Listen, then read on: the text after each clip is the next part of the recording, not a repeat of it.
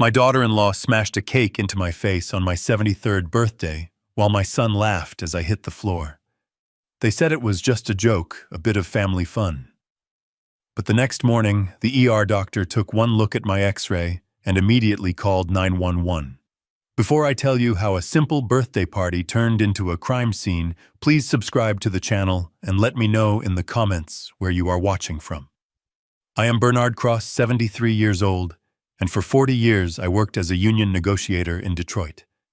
I sat across the table from corporate sharks and corrupt officials, men who would smile while they stabbed you in the back.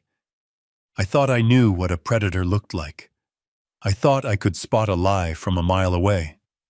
But it turns out the most dangerous people in my life were not sitting across a boardroom table. They were sitting at my dining room table eating my food and spending my money. It happened on a Tuesday evening. The air in my house felt heavy, though I could not quite place why. My son Patrick and his wife Megan had insisted on throwing me a small birthday celebration. I told them I did not want a fuss. At my age, birthdays are just reminders that the clock is ticking. But Megan insisted. She said we needed to make memories. She was right, of course. We certainly made memories that night, just not the kind she intended. I was sitting at the head of the mahogany table my father had built by hand.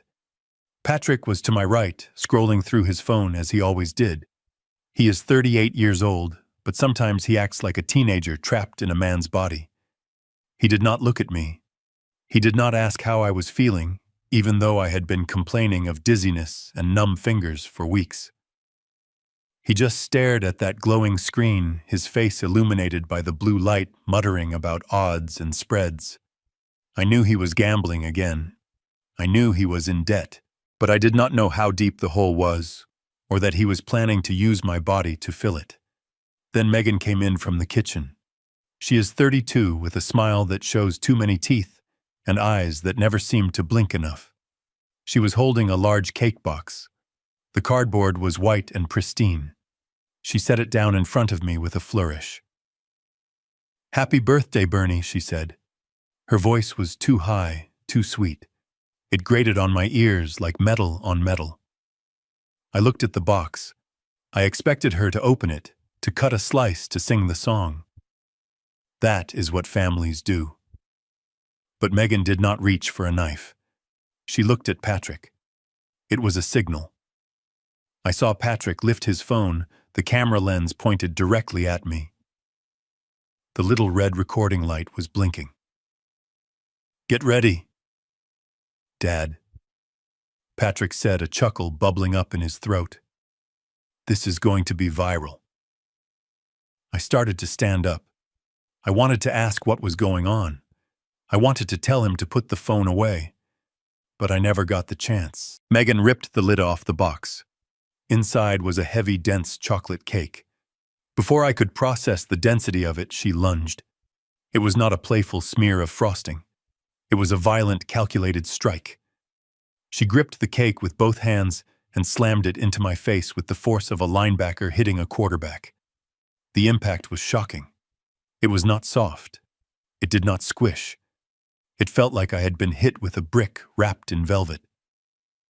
I heard a sickening crunch in the center of my face. A sharp electric bolt of pain shot from my nose into my brain, blinding me instantly. My head snapped back with such violence that my neck cracked. The force threw me off balance. My chair tipped backward. I flailed my arms trying to grab the table, the tablecloth, anything to stop the fall, but my fingers were numb and useless. I went down hard. The back of my head slammed against the oak floorboards. The room exploded into a kaleidoscope of white light and darkness. For a moment, I could not breathe. My mouth and nose were packed with thick, cloying frosting and sponge. I gasped, sucking sugar and crumbs into my windpipe. I coughed, choking, rolling onto my side, trying to clear my airway. The pain in my face was a pulsating hammer. My nose was definitely broken. I could feel the warm gush of blood mixing with the cold icing running down my chin and onto my shirt. I lay there curled in a fetal position on the floor of the house I had paid for, the house where I had raised my son. I waited for the hands. I waited for them to rush to me. I waited for the apologies, for the panic, for someone to say, "Oh my God, are you okay?" But no hands came. Instead, I heard laughter. It was a wet, ugly sound. Patrick was laughing. He was laughing so hard he was wheezing.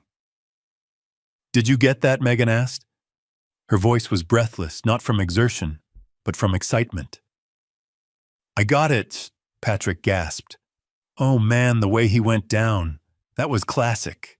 Look at the comments. They are already rolling in. I wiped the frosting from my eyes, my hand trembling uncontrollably. My vision was blurry, swimming in and out of focus. I looked up at them from the floor. They loomed over me like giants. Patrick was still filming, moving the phone closer to get a better angle of my humiliation. He zoomed in on the blood dripping from my nose onto my collar. "Help me," I croaked. My voice sounded weak, pathetic. I hated it. Megan looked down at me. She did not offer a hand. She gently kicked the sole of my shoe with her foot. "Oh, get up, Bernie," she said, rolling her eyes. "Don't be such a drama queen. It is just a cake. It is a prank. Everyone does it." "It is not a prank," I managed to say, spitting out blood and chocolate. "My nose. It is broken." "Stop acting," Patrick said, finally lowering the phone, but only to check the footage. "You are ruining the vibe. It was just a bit of fun. You are always so serious. This is why no one likes coming over here." He turned his back on me. He turned his back on his 73-year-old father lying bleeding on the floor to type a caption on his video. Birthday. Prank old man down. I realized then with a clarity that cut through the pain that I was entirely alone.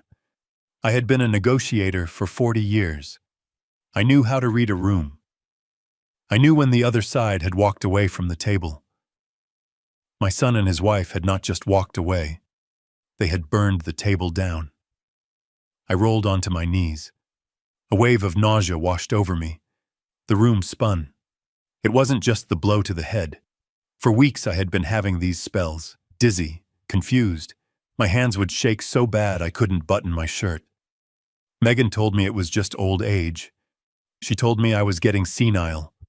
She told me I was forgetting things. But as I pushed myself up from the floor, my arms trembling under my own weight, I felt a new sensation. Fear. Primal fear. This was not normal. The cake was too hard. The hit was too hard. The laughter was too cruel. This was not a mistake. This was an assault disguised as a party favor. I grabbed the edge of the table and hauled myself up. I swayed on my feet. My face felt like it was on fire. I grabbed a napkin and pressed it to my nose. It came away soaked in bright red blood. Patrick looked up from his phone, annoyed that I was still bleeding. "Go clean yourself up, Dad," he said, waving a hand dismissively. "You are making a mess of the floor. Megan just waxed that." I looked at him. I looked at the boy I had taught to ride a bike. The boy I had sat with in the hospital when he broke his arm in Little League. The boy whose college tuition I had paid for by working double shifts and skipping vacations. I looked for him in the eyes of this man standing before me, but he was gone. There was only a stranger with gambling debts and a cruel wife. I did not say a word. I turned and limped toward the bathroom. As I walked away, I heard Megan whisper loud enough for me to hear, but quiet enough to claim plausible deniability. "God, he is so fragile. One little bump and he falls apart. I told you he shouldn't be living alone anymore." I closed the bathroom door and locked it. My hands were shaking so badly it took me 2 tries to slide the bolt. I leaned against the door and slid down until I hit the cold tile. I sat there in the dark for a moment, just breathing, trying to keep the panic at bay. Then I stood up and turned on the light. The reflection in the mirror was horrifying. My face was a mask of chocolate and blood. My nose was swollen and crooked, deviating sharply to the left. Both of my eyes were already beginning to darken, the bruising spreading like spilled ink under the skin. I turned on the faucet. The water ran cold. I splashed it on my face, rinsing away the sweetness, leaving only the damage. I looked at my eyes in the mirror. The pupils were different sizes. Concussion. Definitely a concussion. But it was my hands that scared me the most. I held them up. They were vibrating.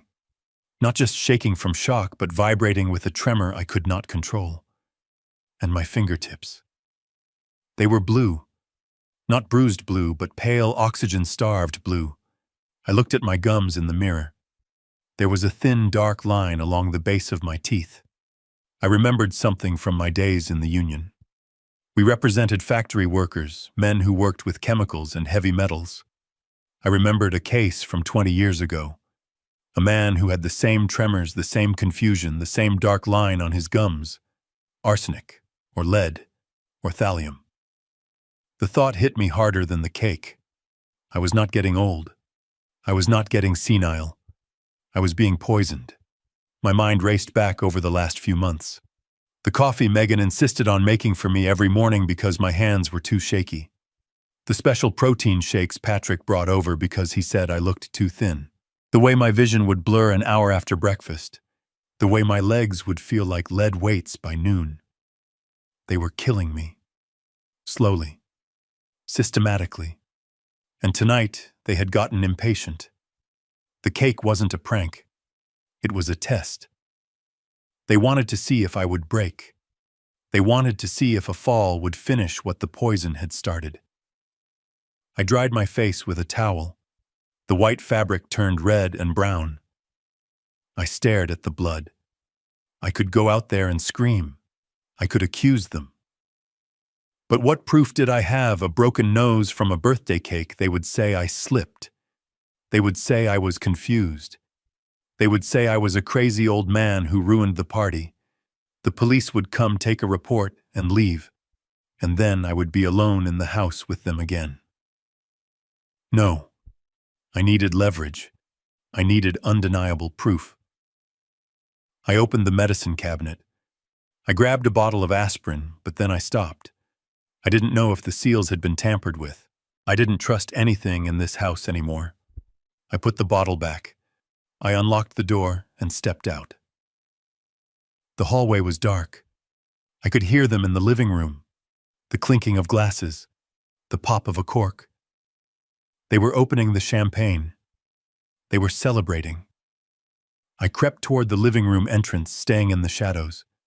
I needed to know what they were saying. I can't believe he got up, Megan said. Her voice was no longer high and sweet. It was low and venomous. That cake was frozen solid in the middle. I put a rock in the center just to be sure. It should have knocked him out cold. He is tough, Patrick said. His voice was slurred. He was already drinking. The old man is like a cockroach. You step on him, and he just keeps scuttling. But did you see his eyes? He is out of it. The blend is working. It is taking too long, Megan snapped. We don't have time, Patrick. The loan sharks called again today. They want the $200,000 by the end of the month, or they start breaking legs. My legs. Don't worry, babe, Patrick said. I saw the look on his face. He is scared. He is weak. Tonight shook him up. Tomorrow you give him a double dose in the morning coffee. He is already dizzy. With a double dose, he will trip down those stairs and break his neck. It will look like a tragic accident caused by his declining health. We will have the insurance money in 30 days. My heart hammered against my ribs. A double dose. Tomorrow morning. They were putting a timestamp on my execution.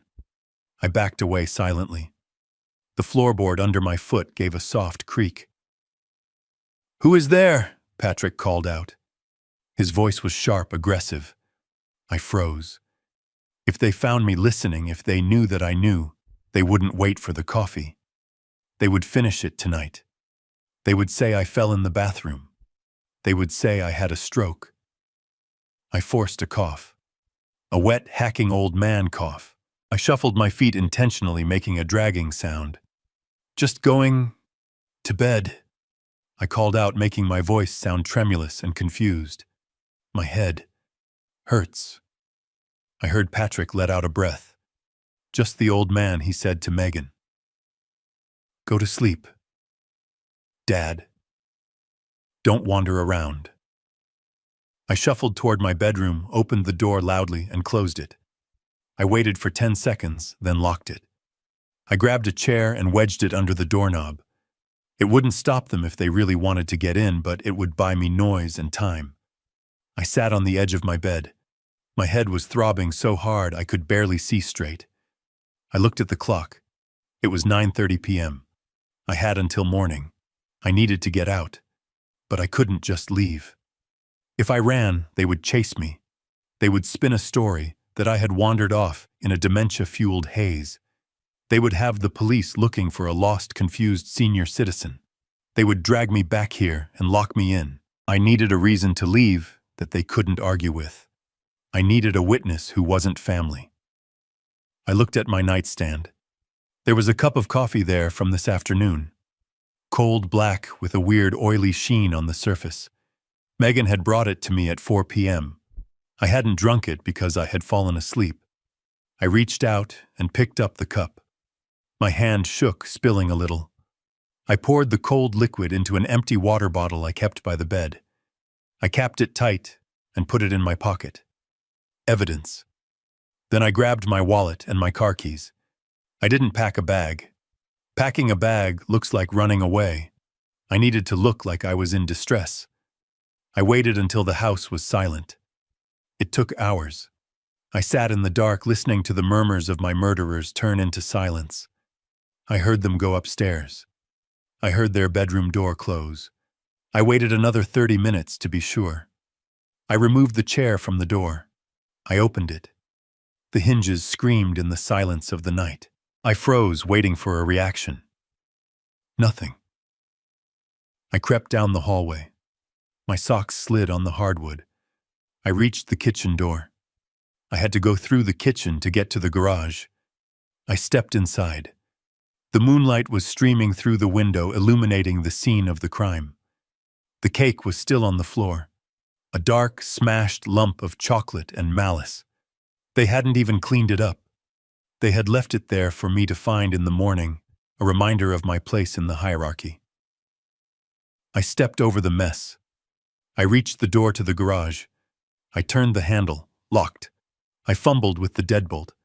My numb fingers wouldn't grip the little metal latch. I cursed silently. I used both hands, forcing my fingers to work, sweating with pain and fear. The latch clicked. What are you doing? The voice came from the shadows of the living room. I spun around, nearly losing my balance. Patrick was standing there in the dark. He was wearing his boxers and a t-shirt. He was holding a glass of whiskey.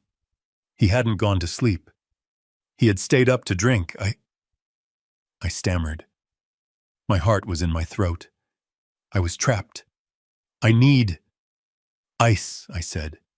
My nose. It won't stop bleeding. Patrick took a step forward. He stepped into the moonlight.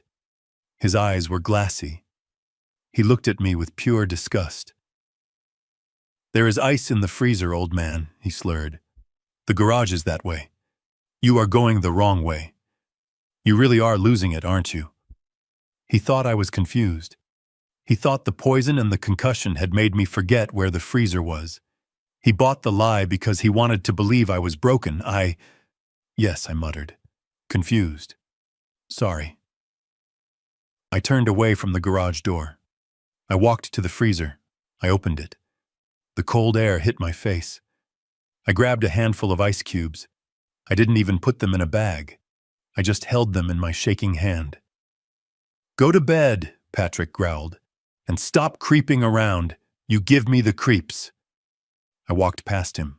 I smelled the alcohol on his breath. I smelled the danger. I walked back toward my room. I heard him laugh softly as I shuffled away. He went back to the living room sofa. I heard him settle in. He was going to pass out there. I was back in my room. But I couldn't stay. I knew that. I waited 10 minutes. I heard the deep rhythmic breathing of a drunk man passing out. I didn't try the garage door again. It was too close to him. I went to the window. I live on the first floor. It is a ranch-style house. I opened the window. I popped the screen out. It fell into the bushes with a soft rustle. I climbed out. It was not graceful. I fell into the hydrangeas my late wife had planted. Thorns scratched my face, mixing with the dried blood. I crawled out of the bushes. I didn't go to the garage for my car. The garage door opener was too loud. It would wake him.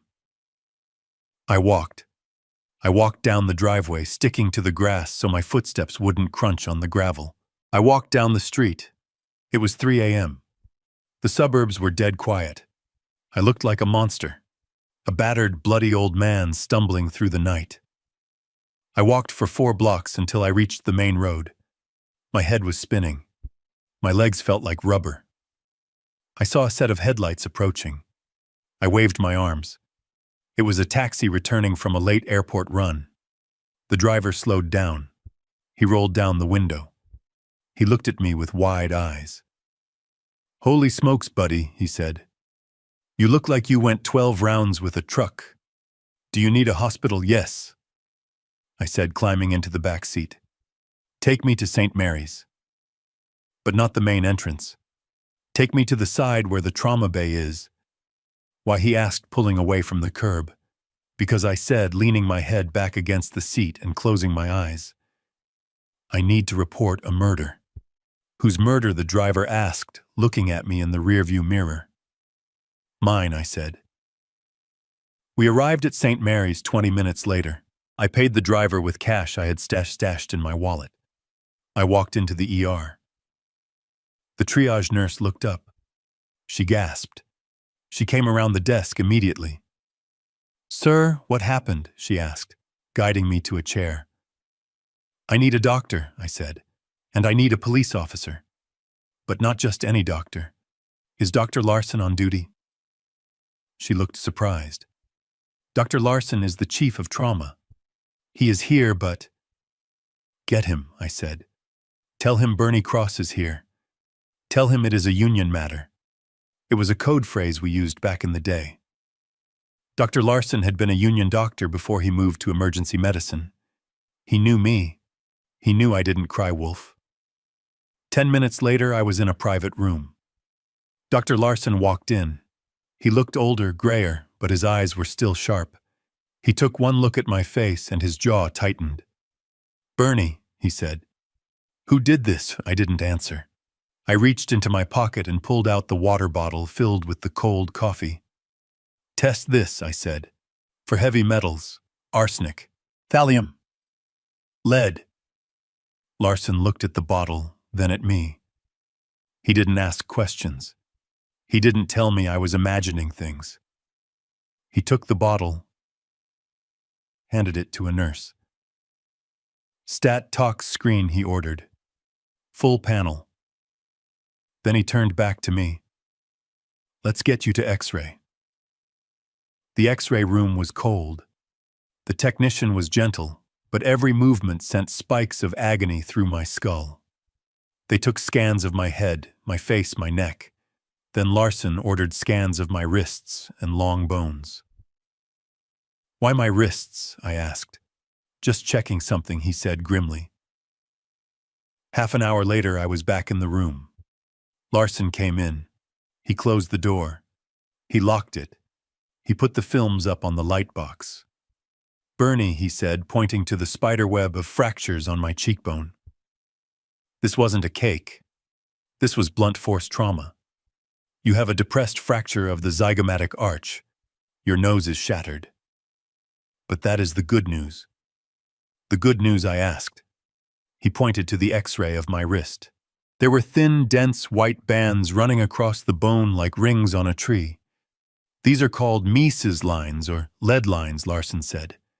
"They appear when bone growth is disrupted by heavy metal poisoning. You have 3 distinct bands, Bernie. That means you have been dosed significantly at least 3 times in the last 3 months. He turned to me. The talk screen on the coffee isn't back yet, but I don't need it to know what is happening. You are being poisoned. I nodded. I felt a strange sense of relief. I wasn't crazy. I wasn't senile. I was just dying. My son, I said, and his wife. They want the insurance money. Larson picked up the phone on the wall.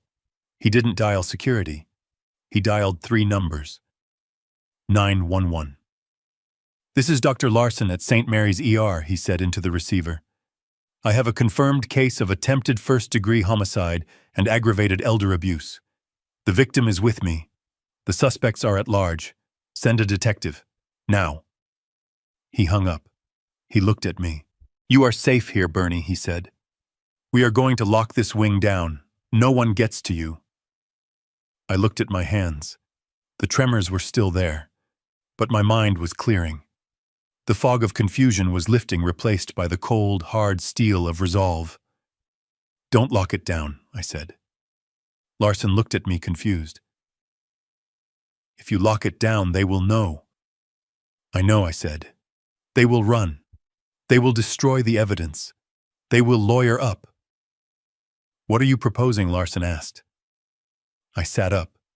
The pain was still there, but I pushed it into a box in the back of my mind. I channeled the negotiator. I channeled the man who had stared down auto executives and mobsters. I am going to die, Larson, I said. Or at least I need them to think I am. I looked at the doctor. Admit me. Put me in the ICU. Tell anyone who calls that I am in a coma. Tell them the prognosis is bad. Tell them I might not wake up. Bernie, this is dangerous, Larson warned. They need to feel safe, I said. They need to get sloppy. Patrick is a gambler.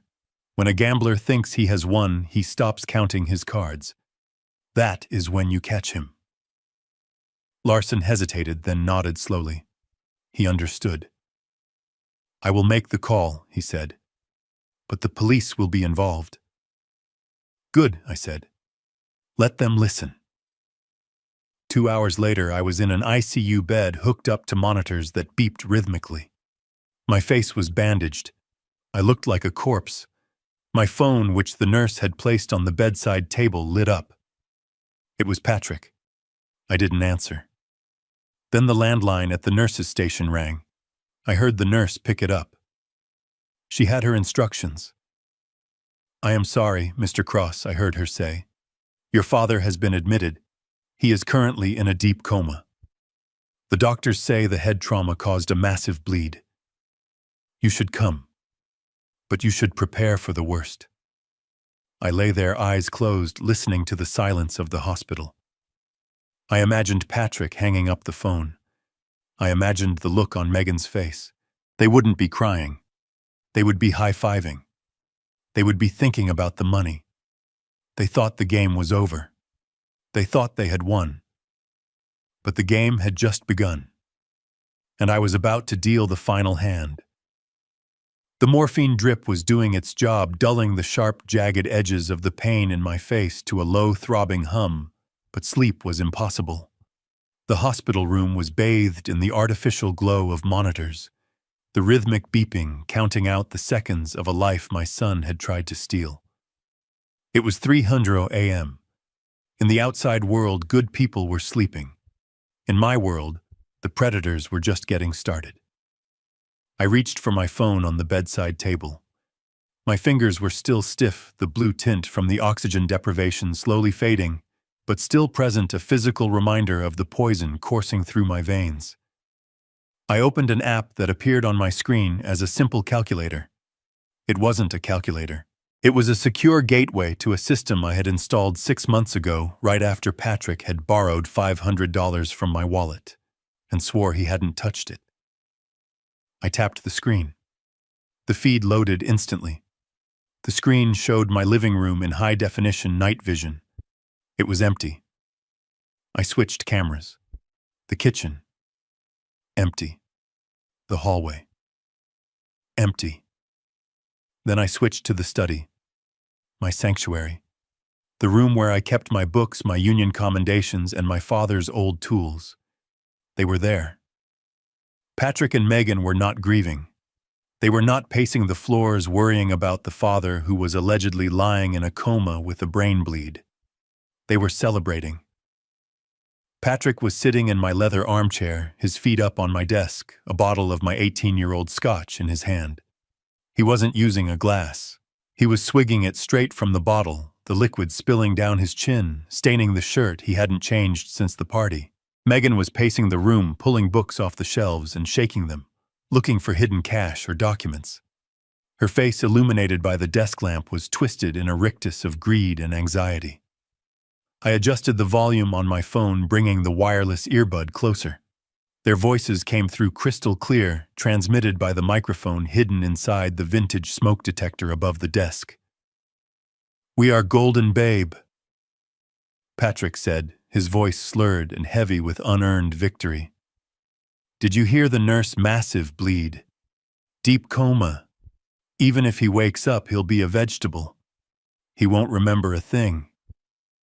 "He better not," Megan snapped, throwing a hardcover book onto the floor. "If he wakes up and talks, we are finished. You heard him in the bathroom. He was lucid. He was asking for ice." "He was confused," Patrick countered, taking another long pull from the bottle. "He thought the freezer was the garage. The heavy metals are cooking his brain. Larson said it himself, lead lines on the bones. That takes months. By the time anyone puts it together, he will be in the ground, and we will be in the Maldives."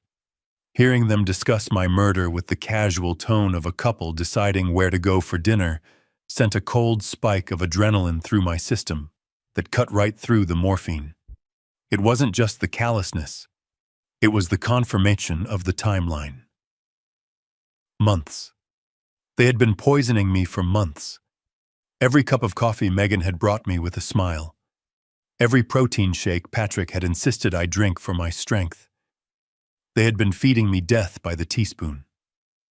I watched on the screen as Megan stopped pacing and turned to Patrick. Her eyes were hard, devoid of any warmth. "We need the policy number, Patrick. Now. The loan shark called me while you were in the bathroom. He isn't waiting for the funeral. He wants the first installment by Friday. 20,000. I leaned closer to the screen. Loan shark. Friday. 20,000. The motive was sharpening into focus. "Tell Vinny to back off," Patrick growled, slamming the bottle down on my desk, leaving a wet ring on the wood. "Tell him the old man is as good as dead. The payout is coming. 500,000 in life insurance plus the house. The house alone is worth 450 in this market." "Vinny doesn't care about real estate projections," Megan hissed. "He cares about cash. If we don't pay him, he's going to come here. And if he comes here and finds out we are broke, he won't just break your legs, Patrick. He will break mine." I watched my son, the boy I had taught to fish, the boy I had carried on my shoulders, shrug, as if his wife's safety was a minor inconvenience.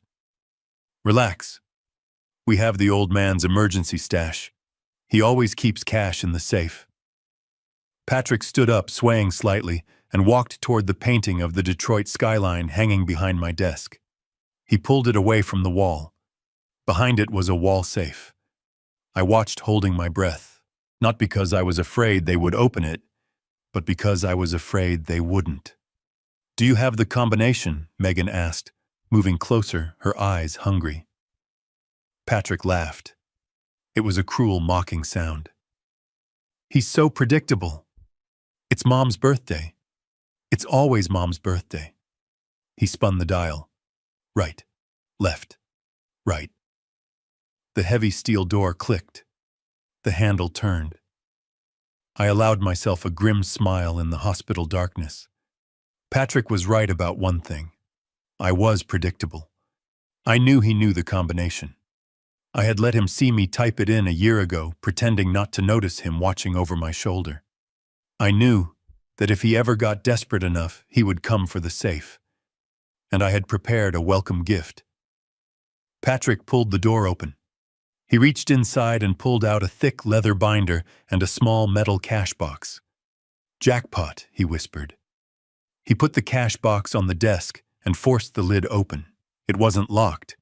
Inside were stacks of bills, 50s and hundreds, about $5,000 in total. It was walking around money for me, but to a desperate gambler, it was oxygen.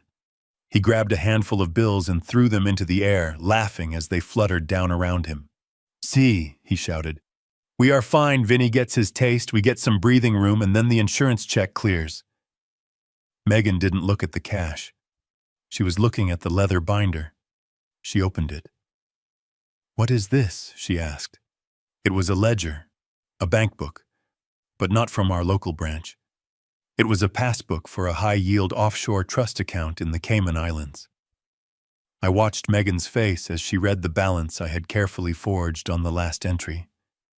$2 million, she whispered. Her knees actually gave out. She sank into the office chair, clutching the book like a holy relic. Patrick stopped laughing. He scrambled over to her, snatching the book.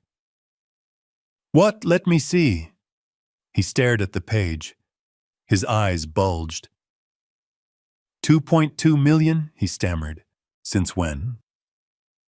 "Where did he get this union pension fund settlements?" Megan read from the notes I had planted. "Consultations. Settlements." Oh my God, Patrick. He's been sitting on a fortune. He's been driving that piece of junk truck and wearing $20 shirts, and he's been sitting on $2 million. The anger on Patrick's face was terrifying. It wasn't joy. It was pure, unadulterated rage. He felt entitled to that money. He felt cheated because I hadn't given it to him sooner. That stingy old bastard, he spat. He watched us struggle. He watched us drown in debt. And he had this, he could have paid Vinny off 10 times over. He watched you gamble it away, Patrick, I thought. He watched you buy a new car when you couldn't pay rent. He watched you become a leech. But Megan was already turning the pages, her mind racing ahead. "Is it in the will?" she asked frantically. "Patrick, check the will. If this account isn't named in the trust, it goes into probate. The state will take a chunk. We need access now." She grabbed a sheaf of papers from the safe. It was the will, or rather the decoy draft I had left there. "Here," she said, scanning the document.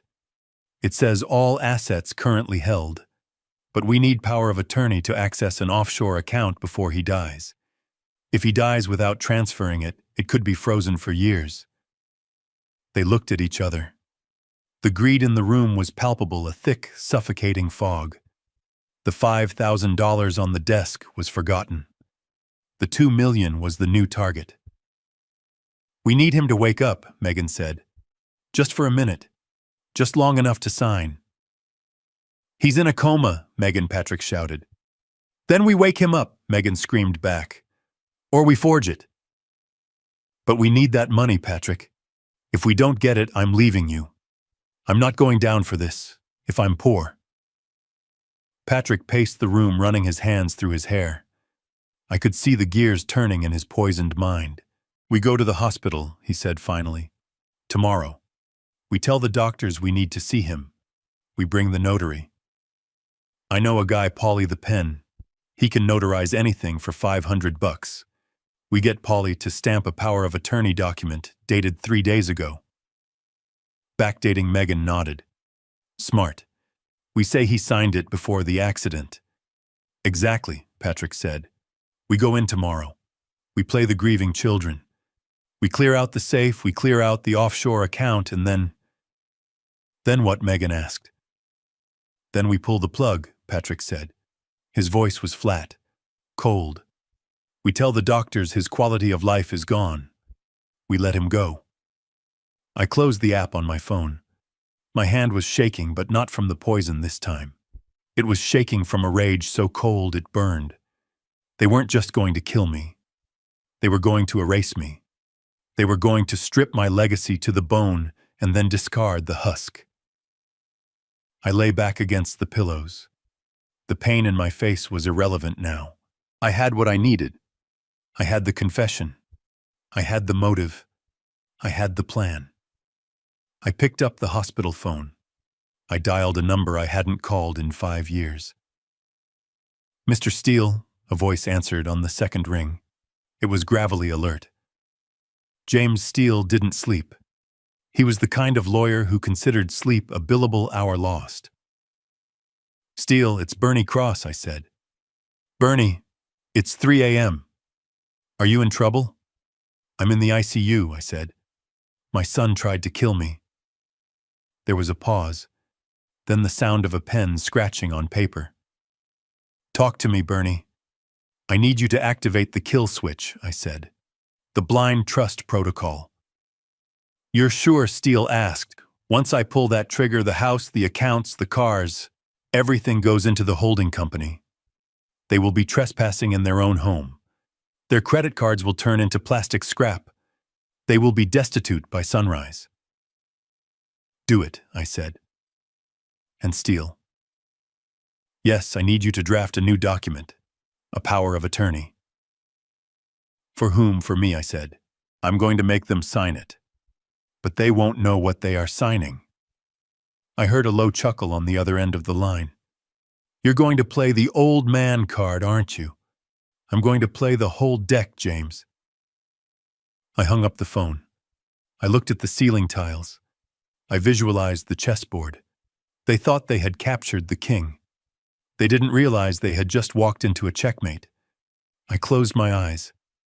I needed to rest. Tomorrow was going to be a busy day. My children were coming to visit, and I had to be ready to give them the performance of a lifetime. I sat on the edge of my bed, the doctor's note burning a hole in my pocket. The silence of the house was heavy, suffocating. It was no longer a home. It was a cage, and the door was unlocked, but the guards were awake. I looked at the clock. 3:14 now. a.m. If I stayed until morning, I was a dead man. I had heard them. The double dose. The tragic fall. My son wasn't just waiting for me to die. He was setting the schedule. I stood up. The room spun. The pain in my face was a living thing, a hot, throbbing pulse behind my eyes. I grabbed the dresser for support. My knees shook, not from fear, but from the poison. That damn metallic taste was in my mouth again. I didn't pack a bag. Bags imply a plan. Bags imply sanity. If they caught me with a suitcase, the game was over. I just took my wallet, shoving it deep into my pajama pocket. I took my keys, wrapping my fingers around the cold metal of the F-150 fob. I needed one more thing. I needed the weapon. The coffee. It was in the kitchen in that silver canister Megan kept on the counter.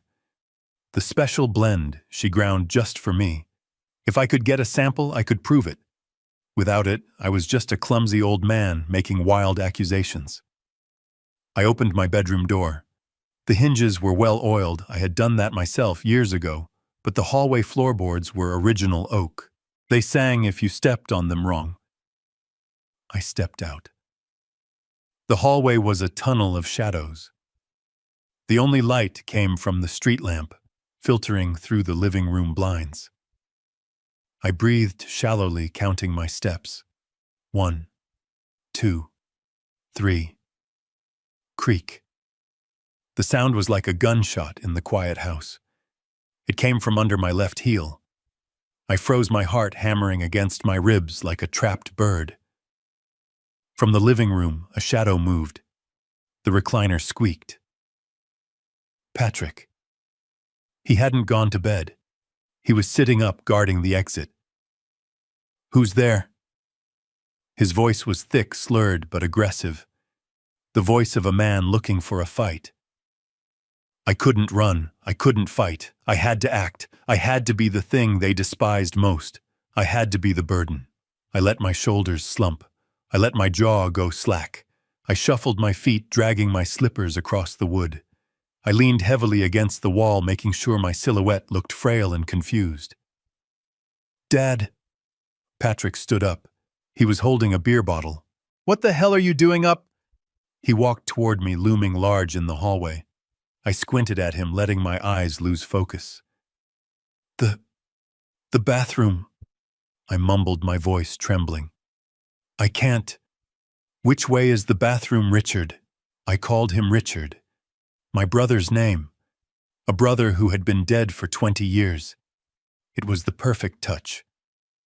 Patrick stopped. He let out a sigh of pure disgust. I'm Patrick, you crazy old bat, he muttered. And the bathroom is the other way. You're heading to the kitchen. Kitchen, I repeated, looking around as if I had never seen the house before. I'm thirsty. Dry. So dry. I pointed to my throat. It wasn't a lie. The fear had turned my mouth to sandpaper. Patrick rolled his eyes. Jesus, you're losing it fast. Go get water, then go to bed, and stop stomping around. Megan's sleeping. He turned back to the TV, dismissing me. He saw a senile old man wandering in the dark. He didn't see the threat. I shuffled past him into the kitchen. The moonlight hit the granite countertops. There it was. The canister. I moved quickly now, masking the urgency with clumsy movements. I grabbed a paper napkin from the holder. I popped the lid of the canister. The smell hit me, rich, dark roast with that faint, underlying scent of bitter almonds I had learned to ignore. I scooped a handful of the grounds into the napkin. It was messy. Grounds spilled on the counter. Good. It looked like an accident. I folded the napkin tight, shoving it into my pocket next to the keys. Hurry up, Patrick yelled from the other room. Yes, yes, I called back. I turned the tap on, let it run for a second, then turned it off. I didn't drink. I shuffled back toward the hallway. But I didn't turn toward the bedroom. I turned toward the garage door. Hey, Patrick's voice was sharp. Where are you going now? I froze. My hand was inches from the doorknob. The car, I stammered. I left my glasses. You're not wearing glasses, Dad, Patrick said. He stood up again. I heard his heavy footsteps coming toward the kitchen. You don't even drive anymore. I could hear the suspicion in his voice, the gambler's instinct kicking in. He knew something was off. I didn't wait. I grabbed the deadbolt. It clicked loudly. Dad, Patrick's voice dropped an octave. Don't open that door. I threw the door open. The cold garage air hit me. I stepped into the darkness, slamming the door behind me and locking it. It wouldn't hold him for long, but it would buy me seconds. I ran. I didn't shuffle. I ran toward the old Ford truck parked in the corner. My truck, the only thing I hadn't let them sell. I heard Patrick hitting the door from the inside. Open this door, Dad! Open it! I fumbled for the lock. My numb fingers slipped. The keys clattered against the metal door. Come on, Bernie. Come on! I jammed the key in. The truck door groaned open. I hauled myself up into the cab just as the kitchen door burst open. Patrick stumbled into the garage, blinded by the sudden darkness. Dad! Get out of the truck! I shoved the key into the ignition. The engine roared to life, that beautiful, loud V8 rumble that used to annoy Megan. Patrick lunged for the driver's side door. He grabbed the handle. I didn't look at him. I didn't look at the son I had raised. I threw the truck into reverse. The tires screeched on the concrete. The open door clipped Patrick, knocking him backward into the trash cans. I heard him shout a mix of pain and rage, but I didn't stop. I slammed the truck into drive. The garage door was opening. I had hit the remote on the visor the second the engine started, but it was too slow. It was only halfway up. I didn't care. I floored it. The top of the truck cab scraped against the rising wooden door with a deafening screech of metal on wood. Splinters rained down on the hood.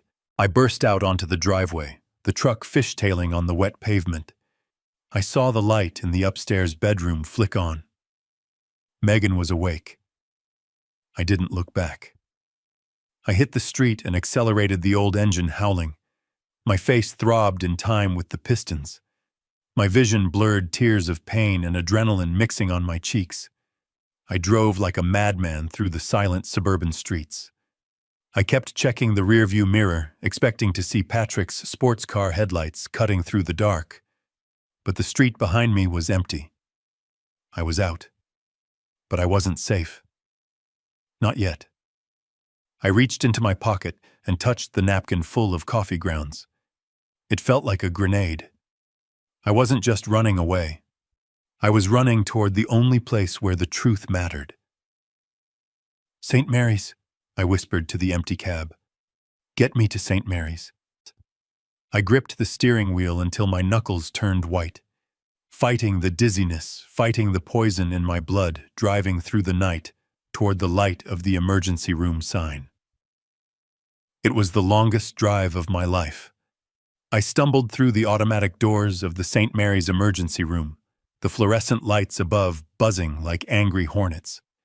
The brightness hit my eyes like a physical blow, sending fresh spikes of agony through my shattered face. I must have looked like a walking nightmare. My pajamas were stained with garden soil and motor oil. My face was a mask of drying blood and chocolate frosting that had turned into a dark, crusty paste. I was clutching my side where the steering wheel had jammed into my ribs during my escape. The triage nurse, a young woman with tired eyes who looked like she had already seen too much, that shift stood up so fast her chair rolled back and hit the wall. "Sir," she said, her voice rising an octave. "Sir, I need you to sit down. I am calling a code." I waved my hand, a jerky, uncoordinated motion. My fingers felt like sausages, numb and useless. "I don't need a code," I rasped. My voice sounded like gravel grinding in a mixer. "I need Dr. Larson. Is he on tonight?" The nurse hesitated, her hand hovering over the red button on her desk. She looked at my face, trying to find a human feature amidst the swelling. "Dr. Larson is the chief of trauma," she said, trying to keep her voice calm. "He is in surgery. I can get the on-call resident to—" "No residents." I barked, then winced as the effort sent a jolt of pain through my jaw. "Tell him Bernie Cross is here. Tell him it is a union matter. Tell him the negotiation is over." It was a phrase from 20 years ago, a private joke between me and the doctor, from when we shut down the assembly line during the strike of '98. He would know what it meant. He would know I wasn't here for a sprained ankle. The nurse stared at me for a second longer, seeing something in my one good eye that made her decide not to argue. She picked up the phone. 2 minutes later, the double doors to the trauma bay swung open. Dr. Eric Larson walked out. He looked older than I remembered, his hair more salt than pepper, but he still walked with the stride of a man who owned the hallway. He was stripping off surgical gloves, his eyes scanning the waiting room until they landed on me. He stopped. His professional mask slipped for a fraction of a second, revealing pure, unadulterated shock. "Bernie," he whispered. I tried to smile, but my lips split open again. "Hello, Eric, long night." He didn't answer. He was at my side in 2 strides, his hands gently gripping my shoulders, stabilizing me. He looked at my face, his eyes narrowing as he assessed the damage with clinical precision. "Get a gurney," he barked at the nurse, his voice snapping back into command mode. "Trauma room 1, now." They wheeled me back. The ceiling tiles flashed by overhead, a rhythmic blur of white and gray. I closed my eyes, fighting the nausea. The adrenaline that had fueled my escape from the garage was fading, leaving behind a cold, hollow exhaustion. I felt like a building that had been demolished, just a pile of rubble held together by skin and stubbornness. In the trauma room, they descended on me, nurses cutting away my shirt. Monitors beeped as they stuck electrodes to my chest. A blood pressure cuff squeezed my arm tight. Larson stood at the head of the bed, shining a penlight into my eyes. "Follow the light, Bernie," he said softly. I tried. My left eye tracked it. My right eye wouldn't move. "Blowout fracture," Larson muttered to a resident standing nearby. "Orbital floor is compromised." He turned to me. "Who did this, Bernie? Was it a mugging, A carjacking. I reached into my pants pocket. It took 3 tries to get my hand inside. I pulled out the napkin. It was crumpled, stained with oil and blood, but the coffee grounds were safe inside. "Test this," I whispered. Larson took the napkin. He opened it carefully, sniffing the contents. He frowned. "Coffee grounds. Test it for heavy metals," I said. "Arsenic, thallium, lead, and test my blood for the same." Larson looked at me. For a moment I thought he was going to call for a psych consult. I thought he was going to say I was in shock, that I was delirious from the head injury. But Larson knew me. He knew I didn't panic. He knew I didn't make things up. He handed the napkin to a nurse.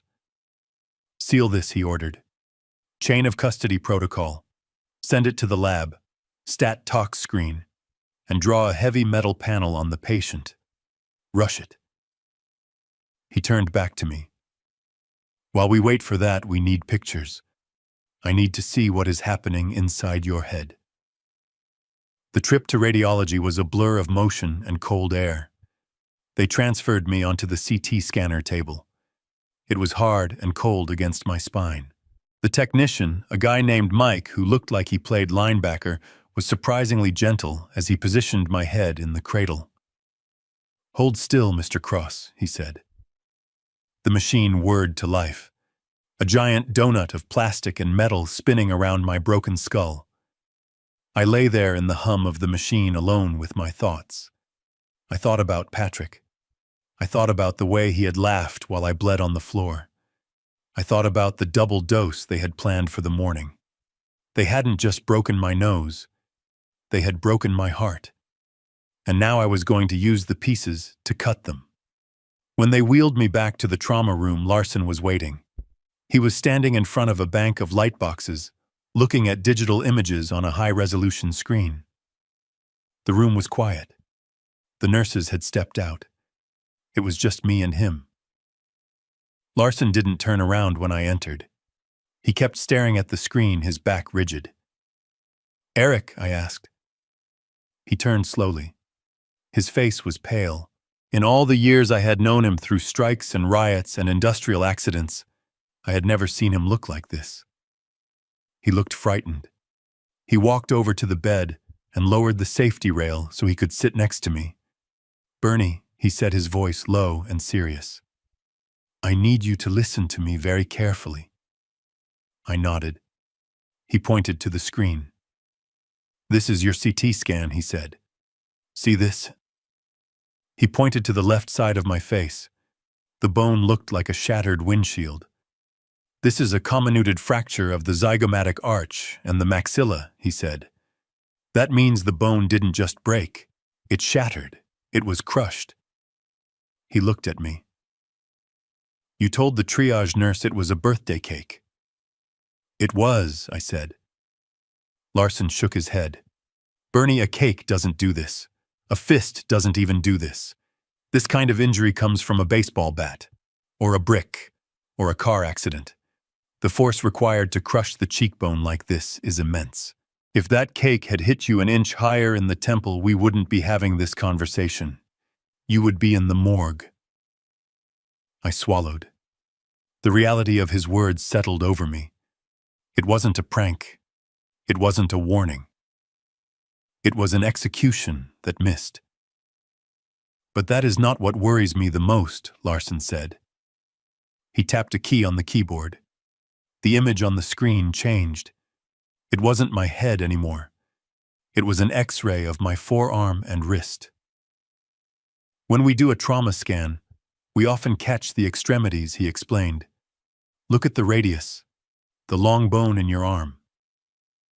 I looked. I saw the gray ghost of my own skeleton. But there was something wrong with it. Across the bone near the wrist joint, there were thin, bright white horizontal lines. They looked like bands of chalk drawn across the bone. "What are those?" I asked. "Those are called lead lines," Larson said. "Or Mises lines, depending on the poison."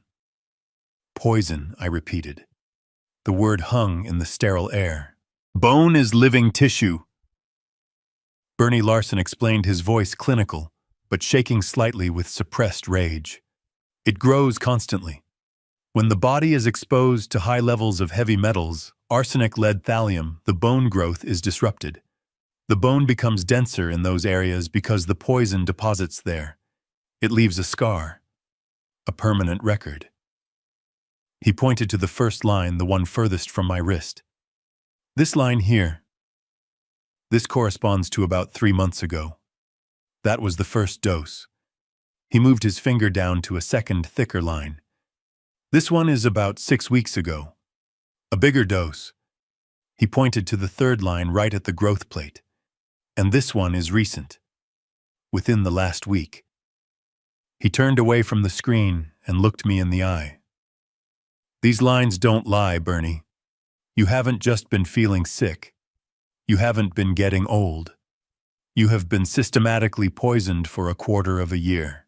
The tremors, the vision loss, the confusion. Those weren't symptoms of aging. Those were symptoms of your nervous system slowly shutting down under a toxic load. I looked at my hands, the hands that had signed union contracts, the hands that had held my wife's hand while she died of cancer, the hands that had written checks for Patrick's college tuition. They were trembling, and now I knew why. My son, I whispered. Larson nodded. He didn't ask who. He knew.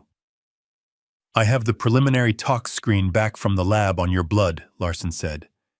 The coffee sample is still processing, but your blood work is conclusive. Your arsenic levels are off the charts, and there are traces of antifreeze ethylene glycol. That is what was causing the kidney pain you mentioned to the nurse.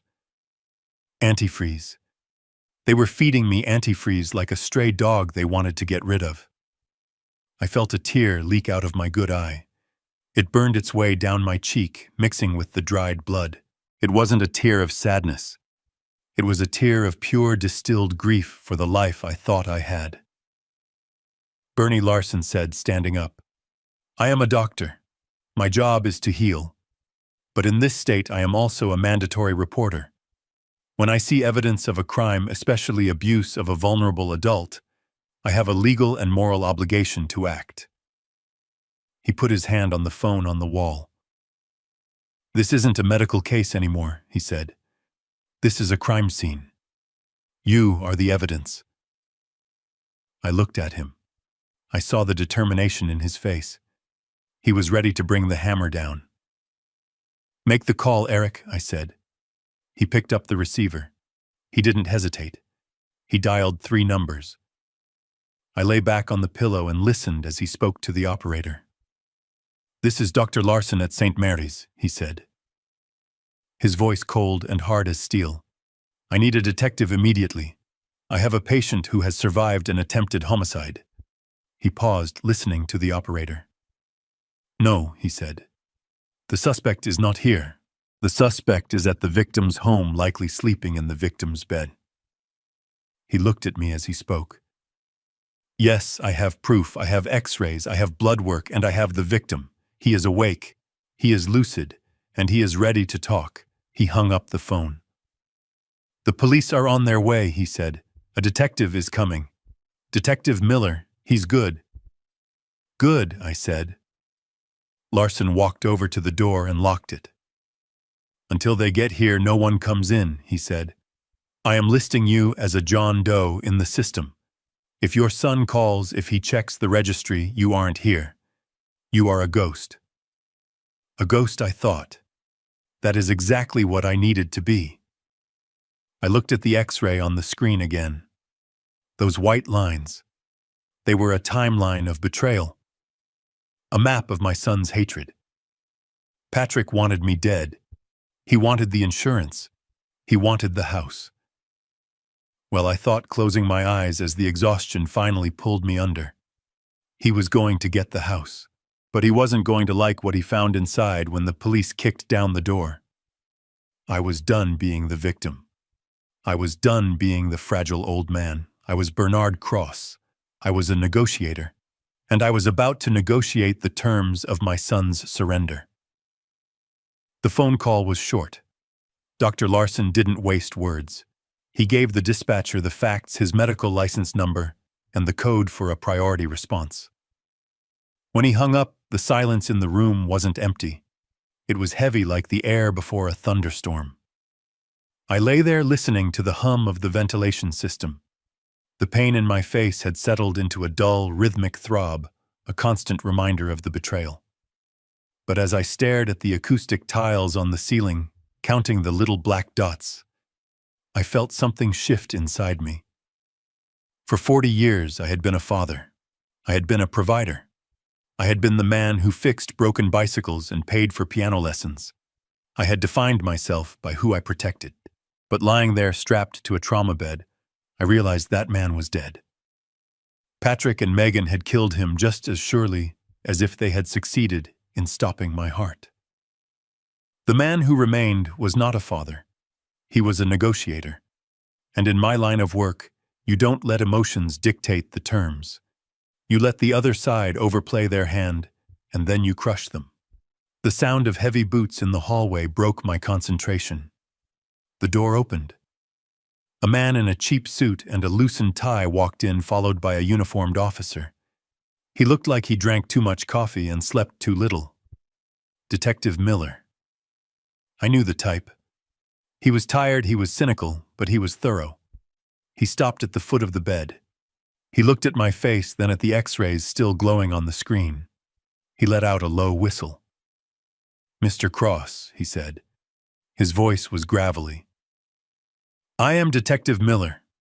Dr. Larson tells me you had a hell of a birthday party." "It wasn't a party," I said. My voice was steady, colder than the air conditioning. "It was a hit." Miller pulled up a chair. He took out a notepad. He didn't treat me like a confused old man. He treated me like a witness. "Walk me through it," he said. I told him everything. I didn't embellish. I didn't cry. I gave him the timeline, the months of dizziness, the tremors, the incident with the cake, the conversation I overheard in the living room, the escape. Miller wrote furiously. When I got to the part about the antifreeze and the loan sharks, he stopped writing and looked up. "You heard them say they needed the insurance money by Friday?" he asked. "I did," I confirmed. $20,000 for the first installment. Miller looked at Larson. "Can we prove the poisoning?" Larson pointed to the screen.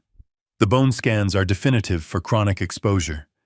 The blood work is pending, but the clinical presentation matches arsenic and ethylene glycol toxicity perfectly. And we have the coffee grounds. If the lab finds what I think they will find, you have a smoking gun." Miller nodded. He closed his notebook with a snap. "That is enough for probable cause," he said. "Attempted murder, conspiracy, elder abuse. We will pick them up tonight. We will have a squad car at your house in 20 minutes. He stood up, reaching for his radio. "No," I said. Miller stopped. He looked at me confused. "Excuse me, sit down, detective," I said. It wasn't a request. It was the tone I used when I told a CEO that his factory was staying closed until my men got their pension benefits. Miller hesitated, then sat back down. "If you arrest them tonight," I said, "what do you have?" "You have a sick old man and a coffee sample. Their lawyer will say I contaminated the coffee myself. They will say the bone lines are from environmental exposure from my years in the factories. They will say the conversation I overheard was a hallucination caused by my head injury. They will plead it down to assault. They will get 5 years, maybe less. They will be out in 2. Miller frowned. "Mr. Cross, the physical evidence is circumstantial without a confession," I interrupted. "And you won't get a confession tonight. Patrick is scared. He is desperate. If you kick down the door, he will clam up. He will lawyer up. So what do you want to do?" Miller asked, his eyes narrowing. "I want to catch them in the act," I said. "Not the act of killing me. They already tried that. I want to catch them in the act of burying me." I leaned forward, fighting the wave of dizziness that tried to pull me back down. They think I am in a coma, I said. They think I am going to die. What is the first thing a desperate debtor does when a wealthy relative is incapacitated? Miller smiled. A thin, grim smile. They try to access the funds. Exactly, I said. They need the money by Friday. They can't wait for probate. They can't wait for a will. They need immediate access. They are going to try to forge a power of attorney, or they are going to try to get me to sign something while I am out of it. I looked at Dr. Larson. Eric, I need you to admit me. ICU. No visitors until tomorrow morning. When Patrick calls you, tell him I am stable but unresponsive. You tell him there is swelling in the brain. You tell him the prognosis is uncertain. Larson nodded slowly. I can do that. It is not even a lie. You do have swelling. Then I continued, turning back to Miller. Tomorrow morning you let them in. You let them come to my bedside. You let them bring their notary. You let them put the pen in my hand. You want to entrap them, Miller asked.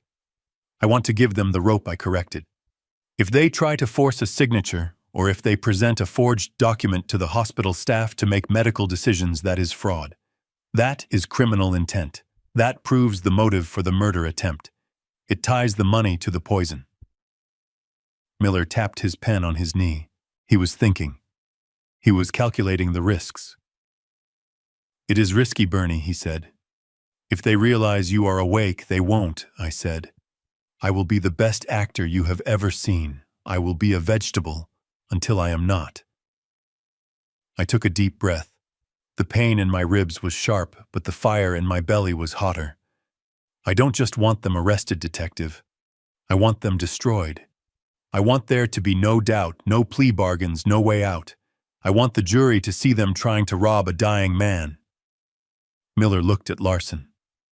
Can he handle this medically? Larson checked the monitors. His vitals are stable.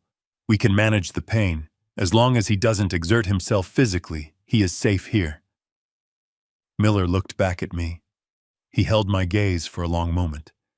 He saw that I wasn't just a victim. He saw the negotiator. He saw the man who was willing to bet everything on one final hand. Okay, Miller said. We do it your way, but I will have plainclothes officers in the waiting room and one right outside the door. The room will be bugged. We record everything. Audio and video, I said. I want the jury to see their faces. Done, Miller said. He stood up and walked to the door. I will set it up with the hospital administrator, he said. We treat this as a sting operation. But Mr. Cross, yes. If you feel unsafe, if they touch you, if anything goes wrong, you give us a signal. We rush in. I lifted my hand. It was trembling less now. I will raise my hand, I said. When I drop it, you take them. Miller nodded and left the room. Larson moved to the head of the bed. He adjusted the IV drip. I am going to move you to the ICU now, Bernie, he said softly. I am going to sedate you lightly, just to help you rest. But I will lift the sedation 2 hours before they arrive. You need to be clear-headed. Thank you, Eric, I said. He looked down at me. His eyes were sad. I am sorry it is them, Bernie, he said. I know how much you loved that boy. I closed my good eye. I pictured Patrick as a child running through the sprinkler in the front yard. I pictured him graduating high school. I pictured him on his wedding day. I took those memories, wrapped them in a mental box, and locked it tight. The boy I loved is gone, I said. The man who is coming tomorrow is a stranger. And I don't make deals with strangers who try to kill me. Larson pushed a button on the IV pump. I felt the cold liquid enter my vein. The room began to swim. The edges of my vision turned gray. Rest now, Larson said. You have a big performance tomorrow. As the darkness took me, I didn't dream of my family. I dreamed of the bargaining table. I dreamed of the silence before the strike. I dreamed of the moment when the other side realizes they have lost, and the look of absolute terror in their eyes. I slept the sleep of the just, or perhaps the sleep of the executioner. When I woke, the room was different. I was in a glass-walled cubicle. Machines were humming all around me. A tube was taped to my face, feeding oxygen into my nose. My arm was strapped to a board to keep the IV lines straight. I blinked, trying to clear the fog from my brain. The clock on the wall said 8:00 a.m. Larson was there. He was checking my chart. "Welcome back," he said quietly. "Is everything ready?" I croaked. My throat was dry. Larson nodded. "Detective Miller is in the observation room next door. The cameras are rolling. Your son called 20 minutes ago. What did you tell him?" "I told him you had a seizure during the night," Larson said. "I told him you are in a persistent vegetative state. I told him if there are any legal affairs to settle, he should do it now, because you might not last the week." "Good," I whispered. "You gave him the deadline." "He is on his way," Larson said. "He said he is bringing his wife and a family friend." The notary, I thought. Polly, the pen. I closed my eyes. I practiced my breathing. Shallow, irregular, the breathing of a dying man. I let my jaw go slack. I let my hands lie limp on the sheets. I lay there for an hour, rehearsing the scene in my mind. I visualized Patrick walking in. I visualized the greed on his face. I visualized the moment I would open my eyes and watch his world burn. At 9:15 a.m., I heard voices in the hallway. They were hushed but urgent. I recognized the click of Megan's heels on the linoleum. I recognized Patrick's heavy, shuffling gait. I went limp. I let my eyes roll back slightly behind my lids. The door to my room slid open. "Oh God," Megan said. Her voice was thick with fake emotion. "Look at him. He looks terrible." "It is worse than I thought," Patrick whispered. "He sounds like a coffee percolator." A third voice spoke up. A scratchy, nervous voice. "Polly, is he, you know, with it?" Polly asked. "Because I can't notarize if he is dead." "He is not dead, you idiot," Patrick hissed. "He is just sleeping, or in a coma." "Whatever. Just get the papers ready. We need to do this fast before the doctor comes back." I felt them move closer to the bed. I smelled Megan's perfume. It was cloying, too sweet, trying to cover the scent of fear. I smelled Patrick's stale alcohol sweat. "He looks bad," Patrick said. I felt his hand touch my shoulder. It was a rough, shaking touch. Dad, can you hear me?" I didn't move. I didn't twitch. I kept my breathing ragged. "He is out cold," Patrick said. "Check his eyes," Megan suggested. I felt a thumb pull my eyelid up. I stared unseeingly ahead, fixing my gaze on a spot on the ceiling, letting my pupil stay dilated. It was a trick I had learned years ago to feign sleep, but now with the concussion, it was easy. "Lights are on. Nobody is home," Patrick said, letting my eyelid snap back. "Okay, let's do it," Megan said.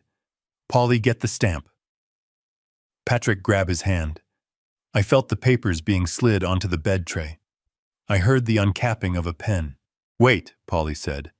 "I need to put his thumbprint on the logbook too, just in case anyone asks." "Just do it," Megan snapped. I felt Patrick grab my right hand.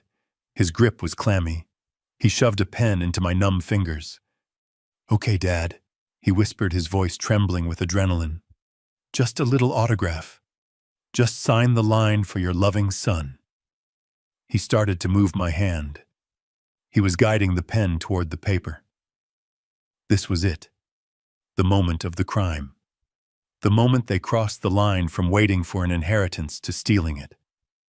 I waited until the tip of the pen touched the paper. I waited until I felt the pressure of his hand forcing mine to move. Then I stopped acting. My hand, which had been limp and pliable a second ago, turned into a vice. I clamped my fingers around Patrick's wrist. I squeezed with every ounce of strength the adrenaline gave me. I opened my eyes. I didn't look at the ceiling. I looked directly at Patrick. His eyes widened. His mouth fell open. He tried to pull away, but I held on. "Hello, son," I said. My voice wasn't a whisper. It was a growl. Megan screamed. It was a short, sharp sound of pure terror. Polly dropped the stamp. It clattered onto the floor. Patrick stared at me paralyzed. The color drained from his face, leaving him gray and pasty. "Dad," he squeaked. You're awake." "I am awake," I said. "And I have been awake for a long time."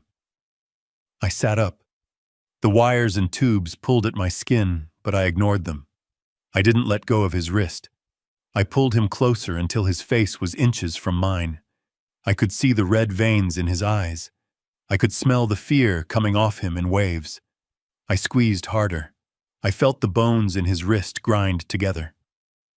"Did you bring the coffee, Megan?" I asked, looking past him to where she stood frozen at the foot of the bed. "I am dying for a cup." Maybe with a little almond extract this time, Megan's hands flew to her mouth. She backed away, hitting the wall. "He knows," she whispered. "Patrick, he knows." Patrick tried to yank his arm free. Let go of me." "Not yet," I said. "We haven't finished the transaction." I looked at the papers on the tray. Durable power of attorney. Transfer of assets. "You wanted my signature," I said. "You wanted the house. You wanted the offshore account." I released his wrist with a shove. He stumbled back, rubbing his arm. "You want it? Take it. But you take the rest of it too." "What? What are you talking about?" Patrick stammered. I looked at the mirror on the wall. I knew the camera was behind it. I raised my hand. "Now," I said. The door to the room burst open. It wasn't doctors, it wasn't nurses. It was Detective Miller, gun drawn, followed by 2 uniformed officers. Police Miller shouted, "Nobody move, hands where I can see them." Paulie hit the floor instantly, hands over his head. He knew the drill. Megan started to cry, a high, keening wail. She sank to her knees. Patrick just stood there staring at me. He looked at the police, then back at me. The realization hit him like a physical blow. The trap, the coma, the lie. You set us up," he whispered. "You old—" "Don't say it," Miller warned, stepping forward and spinning Patrick around. He slammed my son against the glass wall. "Hands behind your back." Now I watched as the cuffs clicked onto Patrick's wrists. I watched as another officer pulled Megan to her feet and cuffed her. I watched as they bagged the papers on the bed as evidence. Patrick looked over his shoulder at me as they dragged him toward the door. "Dad," he yelled. "Dad, tell them. It was a mistake, we were just trying to help." I looked at him. I looked at the man who had poisoned me. The man who had smashed my face. The man who had planned to bury me to pay his bookie. I leaned back against the pillows.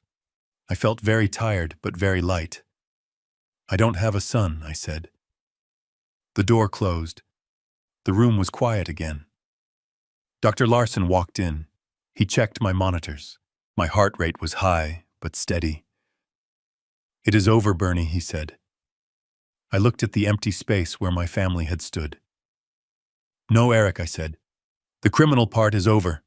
Now comes the eviction." I reached for the phone. "Get me Steele," I said. "Tell him to start the paperwork. I want them out of my house before the sun goes down." James Steele picked up the phone on the first ring. He did not say hello, he did not ask how I was feeling. He simply said, "I am ready when you are, Mr. Cross." That is why I pay James Steele $500 an hour. He does not waste time with pleasantries when there is work to be done. He is a shark in a 3-piece suit, the kind of lawyer who scares other lawyers just by walking into the room. And right now, he was the only person in the world I trusted to execute the final phase of my plan. I adjusted the hospital bed, wincing, as the movement pulled at the IV line in my arm. The adrenaline from the confrontation with Patrick was fading, replaced by a cold, hard resolve. The police had taken care of the criminal charges. Patrick and Megan were currently being booked at the county jail, trading their designer clothes for orange jumpsuits. But prison was too easy. Prison gives you 3 meals a day and a roof over your head. I wanted them to understand what it truly meant to have nothing. I wanted them to feel the cold wind of absolute poverty. Execute the scorched earth protocol, James. I said, my voice raspy but firm. Consider it done, Steele replied. I have the files open in front of me. Do you want to review the assets before I pull the trigger? Yes, I said. Read them to me. I want to hear it. I needed to hear it. I needed to remind myself of the empire I had built in the shadows, the safety net I had woven for a son who had tried to cut the strings. Patrick thought I was a retired union negotiator living on a fixed pension. He thought my biggest asset was the house he grew up in. He had no idea. He didn't know that for 30 years I hadn't just been negotiating contracts for workers. I had been investing every bonus, every consultation fee, every settlement check into a diversified portfolio, hidden behind a maze of shell companies. Steele cleared his throat. Item 1. The residential property located at 4500 Oak Street, currently occupied by Patrick and Megan Cross. Patrick thinks he owns that house, I said.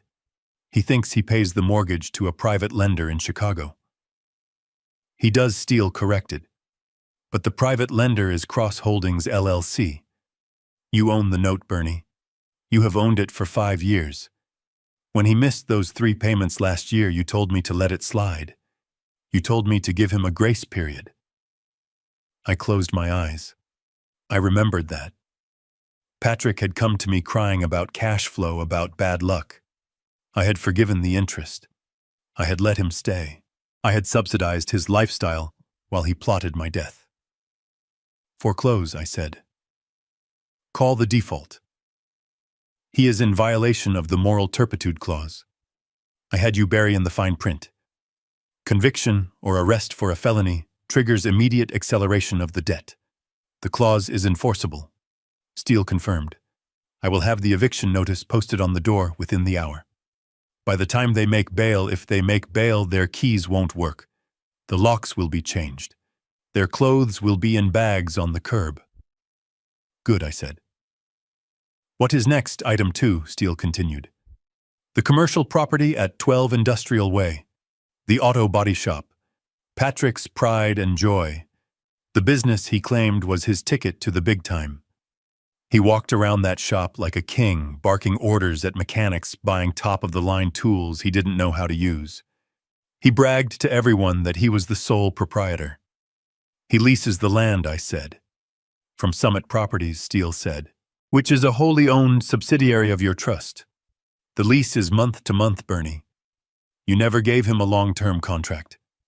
You said he needed to earn it. He didn't earn it, I said. Terminate the lease. Effective immediately. I can cite the use of the premises for illegal activities if we find any evidence of gambling on site, Steele suggested. Or I can just use the 30-day notice clause for no cause. Use the no cause, I said.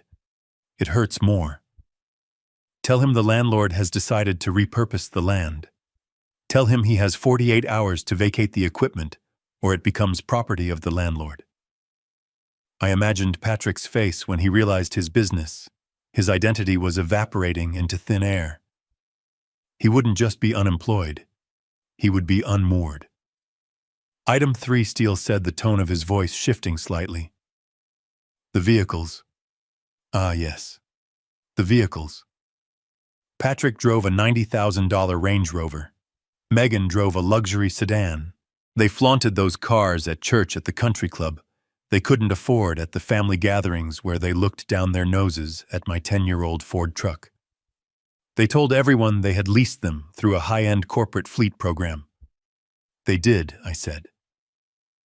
My fleet program. I had set up the leasing company years ago as a tax shelter for my consulting income. I had allowed Patrick to lease the cars at a fraction of the market rate, absorbing the loss myself because I wanted him to feel successful. I wanted him to have the things I never cared about. Report them stolen, I said. Steele paused. Stolen, Bernie. That is aggressive. Technically, they are just in breach of lease. They used those cars to drive to the hardware store to buy the antifreeze. I said, the memory of the poison burning in my gut. They used those cars to transport the notary to my deathbed. That is unauthorized use. That is commission of a felony using company property. Revoke the lease retroactively. Report them as stolen. If they try to get into those cars in the police station parking lot, I want the alarms to go off. I want them arrested again for grand theft auto. Understood, Steele said. I will flag the VINs in the national database immediately. There was a silence on the line. I could hear Steele typing furiously. I looked out the window of my hospital room. The sun was beginning to set, casting long shadows across the parking lot. The world was turning indifferent to my tragedy, but I was rewriting my own orbit. Is there anything else, James? I asked. There is the matter of the liquid assets, Steele said. The accounts they tried to access. The $2.2 million in the Cayman Trust. That money was supposed to be his inheritance, I whispered. I never touched it. I lived on my pension. I drove my old truck. I clipped coupons. I let them think I was a simple man with simple means because I wanted that money to be a surprise. I wanted to leave them a legacy that would set them up for life. I wanted to be the hero one last time from beyond the grave. They didn't want a legacy, Bernie Steele said gently. They wanted a payday. Secure it, I said. Move it all, every cent. Transfer the funds to the holding company account. Then create a new trust, beneficiary Steele asked. Not Patrick, I said. Not Megan. And not any future children they might have. The poison runs too deep. I thought about the young men and women I had met over the years, the apprentices in the union halls, the kids who worked 2 jobs to pay for trade school, the ones who had calluses on their hands and hope in their eyes. Set up a scholarship fund, I said. For children of union workers injured on the job, full rides, trade school or college. Call it the Bernard Cross Second Chance Fund. Done, Steele said. And Bernie? Yes. What about the personal items, the furniture in the house, the jewelry? I thought about my wife's wedding ring. I thought about the grandfather clock in the hall. I thought about the family photos. Put it in storage, I said, except for one thing. What is that? The dining room table, I said. The one my father built. The one they smashed the cake on. Yes, burn it, I said. I never want to see it again. Copy that, Steele said. I hung up the phone. It was done. In the span of a 10-minute phone call, I had stripped my son of everything he thought he owned. He would walk out of jail if he made bail into a world where he had no home, no car, no job, and no father. I lay back in the bed. The physical pain was still there, a constant companion, but the weight on my chest was gone. I had cut the anchor. I was adrift, but I was free. Dr. Larson knocked on the doorframe. He was holding a clipboard. How are you holding up, Bernie? He asked. I am lighter, Eric, I said. About 200 pounds of dead weight lighter. He checked my vitals. Your blood pressure is down. That is good. The chelation therapy for the heavy metals will start in an hour. It is going to be rough. You are going to feel like you have the flu for a week. I can handle it, I said. I have handled worse. Larson looked at me. You know, most people would be broken by this, to find out their own flesh and blood. I looked at the X-ray on the wall, the white lines on my bones, the map of my survival. They didn't break me, Eric, I said. They just revealed what I was made of. They thought they were poisoning an old man. They forgot they were poisoning a man who spent 40 years fighting for every inch of ground he ever stood on. Larson smiled. A tired, genuine smile. Get some rest, Bernie. You have a long road ahead. I closed my eyes. The road was long, yes, but for the first time in a long time I knew exactly where I was going. I was going to live. And I was going to live well. Because living well, as they say, is the best revenge. But watching your enemies destroy themselves, that is a close second. I lay in the dark, the hospital room humming with the quiet, mechanical life of the ICU, but my attention was focused entirely on the small, glowing rectangle of my phone screen. The morphine had taken the edge off the physical pain, leaving my mind sharp and cold like a blade kept in ice. I had the app open, the feed streaming live from the cameras hidden in the house my son thought he owned. It was time to watch the rats find the cheese. I checked the timestamp on the video feed. 10:45 p.m. Just an hour after Dr. Larson had delivered the news to Patrick that I was in a deep coma with a bleak prognosis.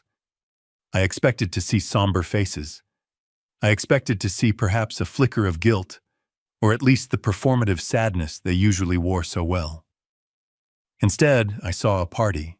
The camera in the den showed Patrick pacing the floor, but there was a bounce in his step I hadn't seen in years. He was holding a bottle of my vintage whiskey, the one I had been saving for his 40th birthday, a milestone he would now celebrate in a cell. He wasn't using a coaster. He slammed the bottle down on the antique mahogany desk, the wood groaning under the abuse. Megan was there too, curled up in my leather reading chair like a satisfied cat. She was scrolling through her phone, probably looking up vacation spots or luxury handbags. "He is actually going to do it," Patrick said, his voice tinny through the phone's speaker, but clear enough to make out every word. "He is actually going to die. I mean, did you hear the nurse? Massive swelling? Unresponsive.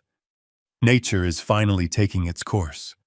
Nature had nothing to do with it, you idiot." Megan laughed, tossing her phone onto the ottoman. It was the ethylene glycol. And the cake. Mostly the cake. But who cares how we got here? The point is, we are at the finish line. I watched as Patrick took a long swig from the bottle, wiping his mouth with the back of his hand. He looked around the room, his eyes scanning the shelves, the cabinets, the walls. It was the look of a man who was already spending money he didn't have. "We need to find the policy," he said. "And the deed. If he kicks the bucket tonight, I want to be at the bank the second they open." Vinny called again. He said if he doesn't see cash by Friday, he is going to send a crew to the shop. Megan sat up, her eyes narrowing. "Don't worry about Vinny," she said. "Once we show him the death certificate, he will give us a grace period.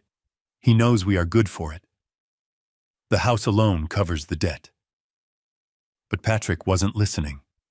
He was walking toward the fireplace, toward the large oil painting of the Detroit skyline that hung above the mantel. I felt a surge of anticipation. He was going for the safe. I had known for a long time that Patrick knew the combination. He thought he was clever spying on me a year ago when I had opened it to put away my passport. He didn't know that I had seen his reflection in the glass of the bookcase. He didn't know that I had left the combination unchanged, 04-12-50, his mother's birthday specifically for this moment. "I bet he keeps the good stuff in here," Patrick muttered, gripping the frame of the painting and swinging it away from the wall. Megan got up and stood behind him, her greed practically radiating off the screen. "Open it," she whispered. Patrick spun the dial. Left, right, left.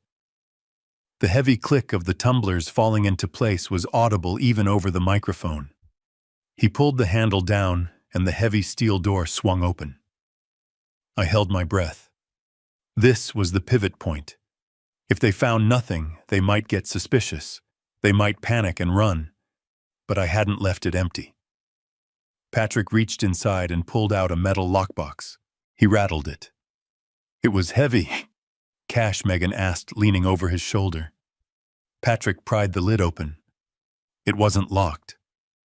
Inside, I had stacked about $5,000 in hundreds, my emergency fund. It was enough to make them feel like they had won, but not enough to solve their problems. $5,000, maybe, Patrick said, thumbing through the bills. He sounded disappointed. "This doesn't even cover the interest on the loan." "Keep looking," Megan hissed. "There has to be more. He worked for 40 years, Patrick. He didn't spend a dime on himself." "Where is it?" Patrick reached back into the safe. He pulled out a thick, leather-bound ledger. It looked old, official. I had spent 3 nights preparing it carefully, forging entries that dated back 15 years, creating a paper trail for a fortune that existed only in ink and imagination. "What is that?" Megan asked. Patrick opened the book. He scanned the first few pages, his brow furrowing. Then he flipped to the back to the final balance sheet I had updated just last week. His eyes went wide. He froze, staring at the page as if it were a burning bush. "No way," he whispered. "No freaking way." Megan snatched the book from his hands. She looked at the number at the bottom of the column. She gasped a sharp, ugly sound. 2.2 million, she read aloud, her voice trembling. Cayman Islands Trust, blind beneficiary. She looked at Patrick, her face pale with shock. "He has $2 million, she screeched. "He has $2 million sitting in an offshore account, and he let us live like this. He let us drown in debt while he sat on a dragon's hoard." The anger in her voice was genuine. It was the indignation of the parasite realizing the host had more blood than it was sharing. Patrick grabbed the book back. "Look at the dates," he said, pointing a shaking finger at the page. "Deposits every quarter. Union consulting fees. Settlements." He was skimming Megan. The old man was dirty. I almost laughed. I had never taken a dirty dime in my life. Those entries were fiction, a story woven to appeal to Patrick's own corrupt nature. He believed it because it was exactly what he would have done. "It doesn't matter where it came from," Megan said, her eyes gleaming with a predatory light. "It matters who gets it." "Is there a beneficiary listed?" Patrick flipped to the front of the binder. It says, "Trustee Bernard Cross." It says, "Transferable upon death to designated heir or via power of attorney." He looked up at Megan. The realization hit them both at the same time. "If he dies without signing this over," Megan said, her mind racing, "it goes into probate. The government will see it. They will tax it. They might even seize it if they think it is illegal funds. We can't let that happen." "We need access now," Patrick said, "before he dies." "But he is in a coma," Megan said. Patrick paced the room, the ledger clutched to his chest. "We need his signature," he said. "We need him to sign a transfer order, or a power of attorney." "He won't wake up, Boo," Megan reminded him. "The doctor said—" "I don't care what the doctor said," Patrick shouted. "We need that money." "Vinny is going to kill me, Megan." He stopped pacing. He looked at the safe again. He reached in and pulled out one last document I had planted. A blank power of attorney form, standard issue, already filled out with his name, as the agent just missing the signature and the notary stamp. "Look," he said, holding up the paper. "He must have been planning to sign it. He must have known he was getting sick." "He wasn't getting sick, you idiot. We were poisoning him," Megan snapped. "But that doesn't matter. We have the form. We just need the signature."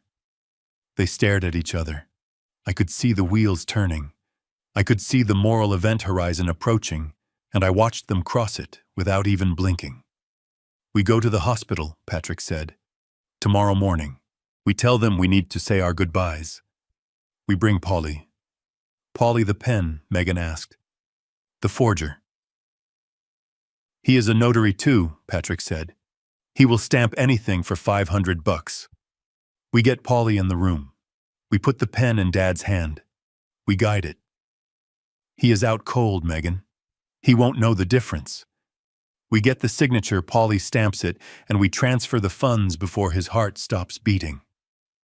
Megan smiled. It was a cold, cruel smile. $2 million, she whispered. We are going to be rich, Patrick. Finally.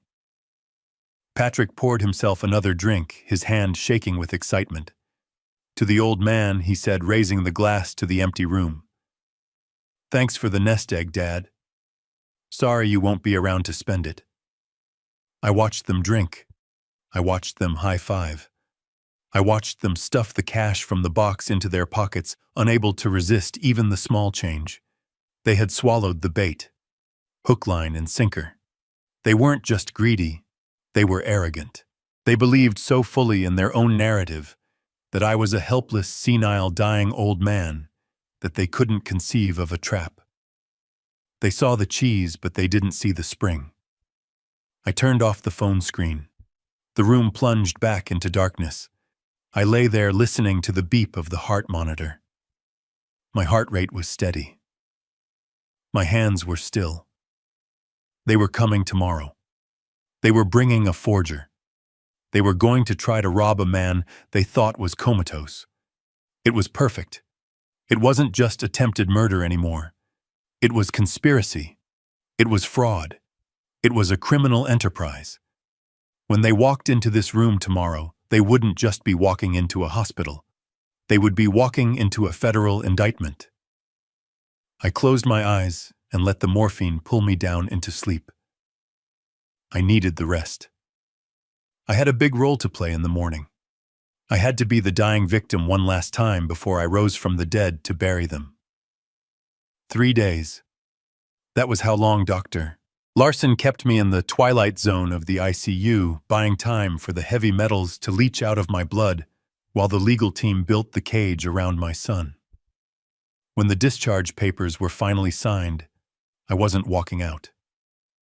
I was being wheeled out, strapped into a transport chair, my head lolling to the side, a line of drool carefully engineered at the corner of my mouth. I had to look like a man who had already left the building, leaving only the lights on. Dr. Larson had played his part perfectly. He told Patrick that my condition had stabilized, but my cognitive functions were gone. He told them I was terminal, that it was only a matter of time, and that I would be more comfortable at home. It was the bait they couldn't resist.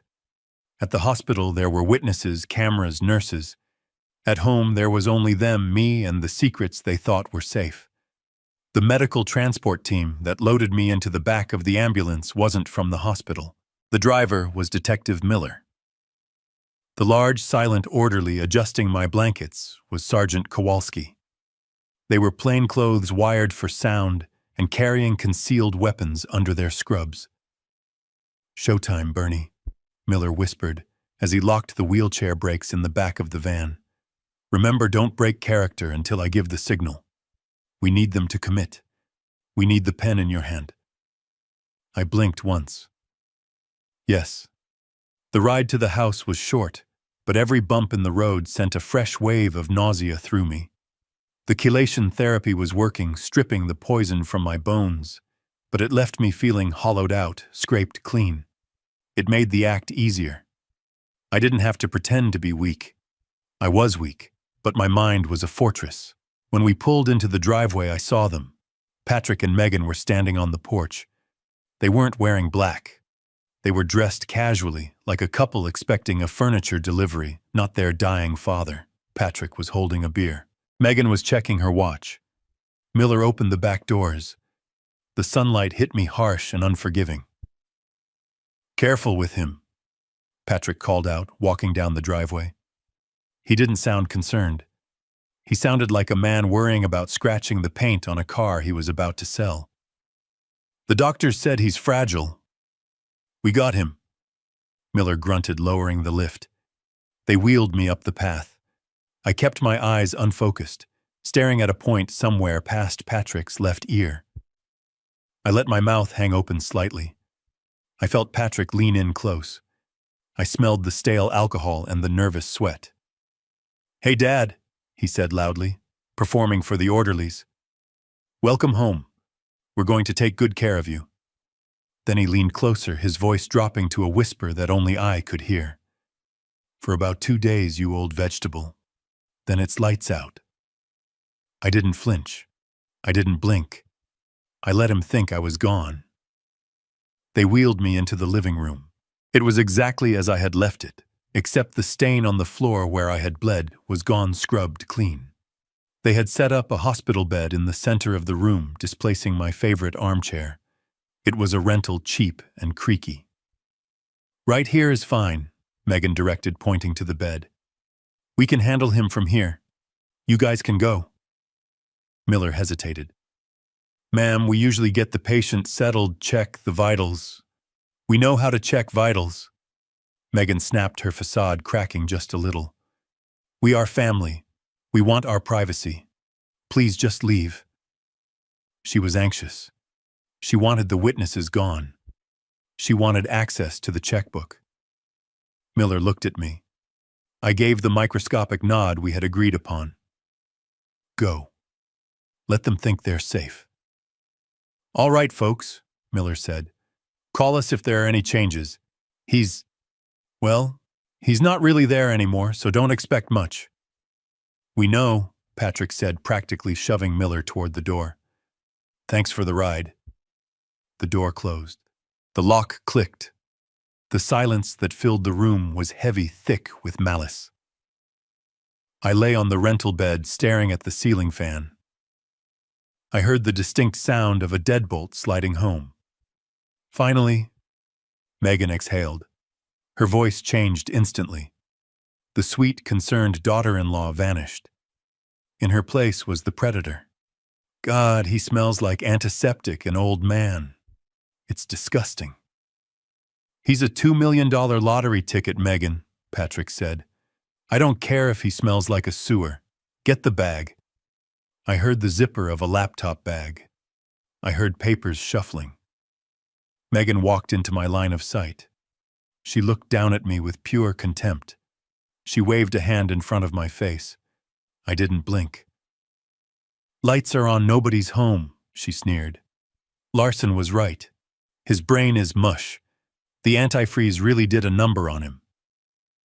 "Good," Patrick said, walking over with a clipboard. "Makes this easier. No fighting, no moralizing speeches about honest work and union pride, just a signature." He placed the clipboard on my chest. It was heavy. I could feel the heat of his hand through the thin hospital gown. "Okay, Dad," he said, his voice mocking. "Time to sign your report card. Time to give your loving son the keys to the kingdom." He grabbed my right hand. His grip was rough, careless. He jammed a pen into my fingers. My hand was limp, unresponsive. I let him manipulate it. I let him mold my fingers around the barrel of the pen. "He's not gripping it," Patrick complained. "His hand is like a dead fish." "Make him grip it," Megan hissed. "Pinch him, wake him up just enough to reflex." Patrick dug his thumbnail into the soft flesh between my thumb and forefinger. It hurt. A sharp, stinging pain. My hand twitched reflexively, tightening around the pen. "There," Patrick said. "Got it." He guided my hand toward the paper. "This is the power of attorney," he narrated, as if talking to a child. "This gives me control of the bank accounts, the house, the offshore trust, and..." He flipped the page. "This is the do not resuscitate order, and the palliative care directive. This one says no food, no water, just morphine until you drift away." He laughed. A short, ugly bark. "We're going to make you comfortable, Dad. Very comfortable. And very, very quiet." The tip of the pen touched the paper. I could feel the vibration of his hand guiding mine. He was starting to form the B of my name. This was the moment. The line in the sand. I didn't just stop. I reversed the flow. I clamped my fingers down on the pen, hard. The plastic barrel creaked under the pressure. I locked my wrist. Patrick tried to move my hand to finish the loop of the B. He couldn't. My hand was an anchor. "What the..." he muttered. "Let go, Dad." He pulled harder. I didn't budge. I slowly turned my head. My neck cracked a loud pop in the silent room. I shifted my gaze from the ceiling fan to my son's face. I focused. I let the vegetable mask fall away. I put 40 years of negotiation, 40 years of staring down thugs and strikebreakers into one look. Patrick froze. He saw my eyes. They weren't empty. They were burning. "Dad," he whispered. The color drained from his face faster than water from a tub. I opened my mouth. My voice was rusty, unused for 3 days, but it worked. "You're holding the pen wrong, son," I rasped. Patrick jumped back as if he had been electrocuted. The clipboard clattered to the floor. The pen rolled under the bed. He spoke!" Patrick screamed, backing into the coffee table. "Megan, he spoke!" Megan spun around from the window where she had been watching the street. "What? That's impossible. He's brain dead." I sat up. The motors of the hospital bed whined, assisting me, but I pulled myself upright with my own core strength. I ripped the pulse ox sensor off my finger. The monitor flatlined with a high-pitched whine. "Turn that damn thing off!" I growled.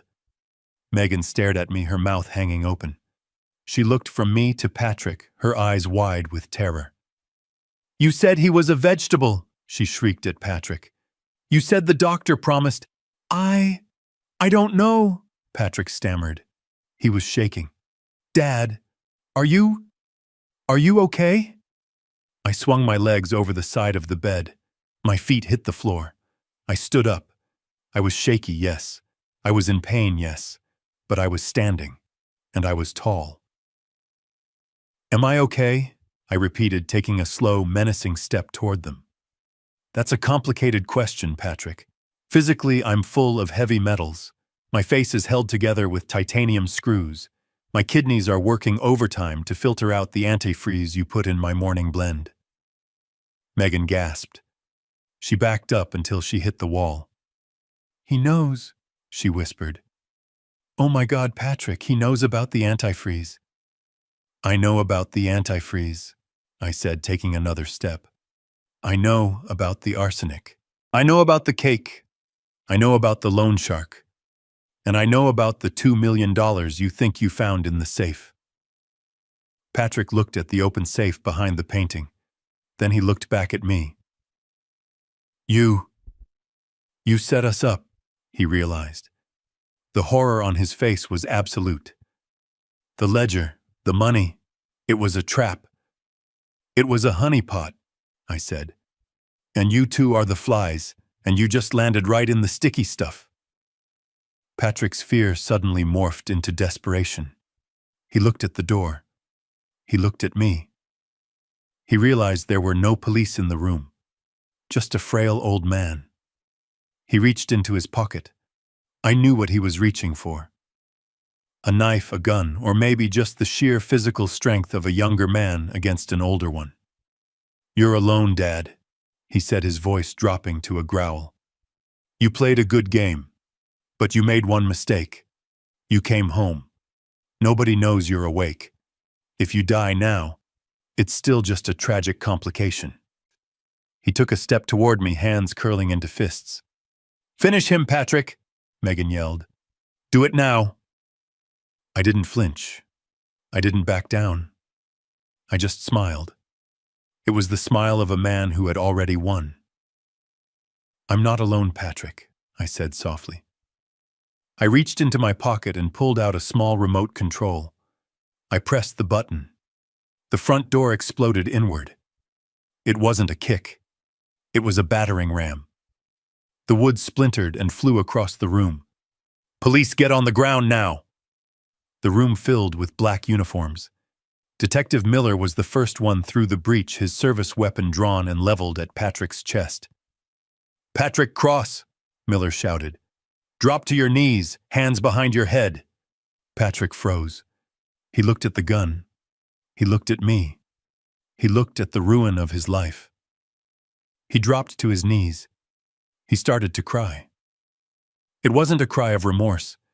It was the pathetic mewling cry of a bully who had finally met a bigger stick. Megan tried to run for the back door.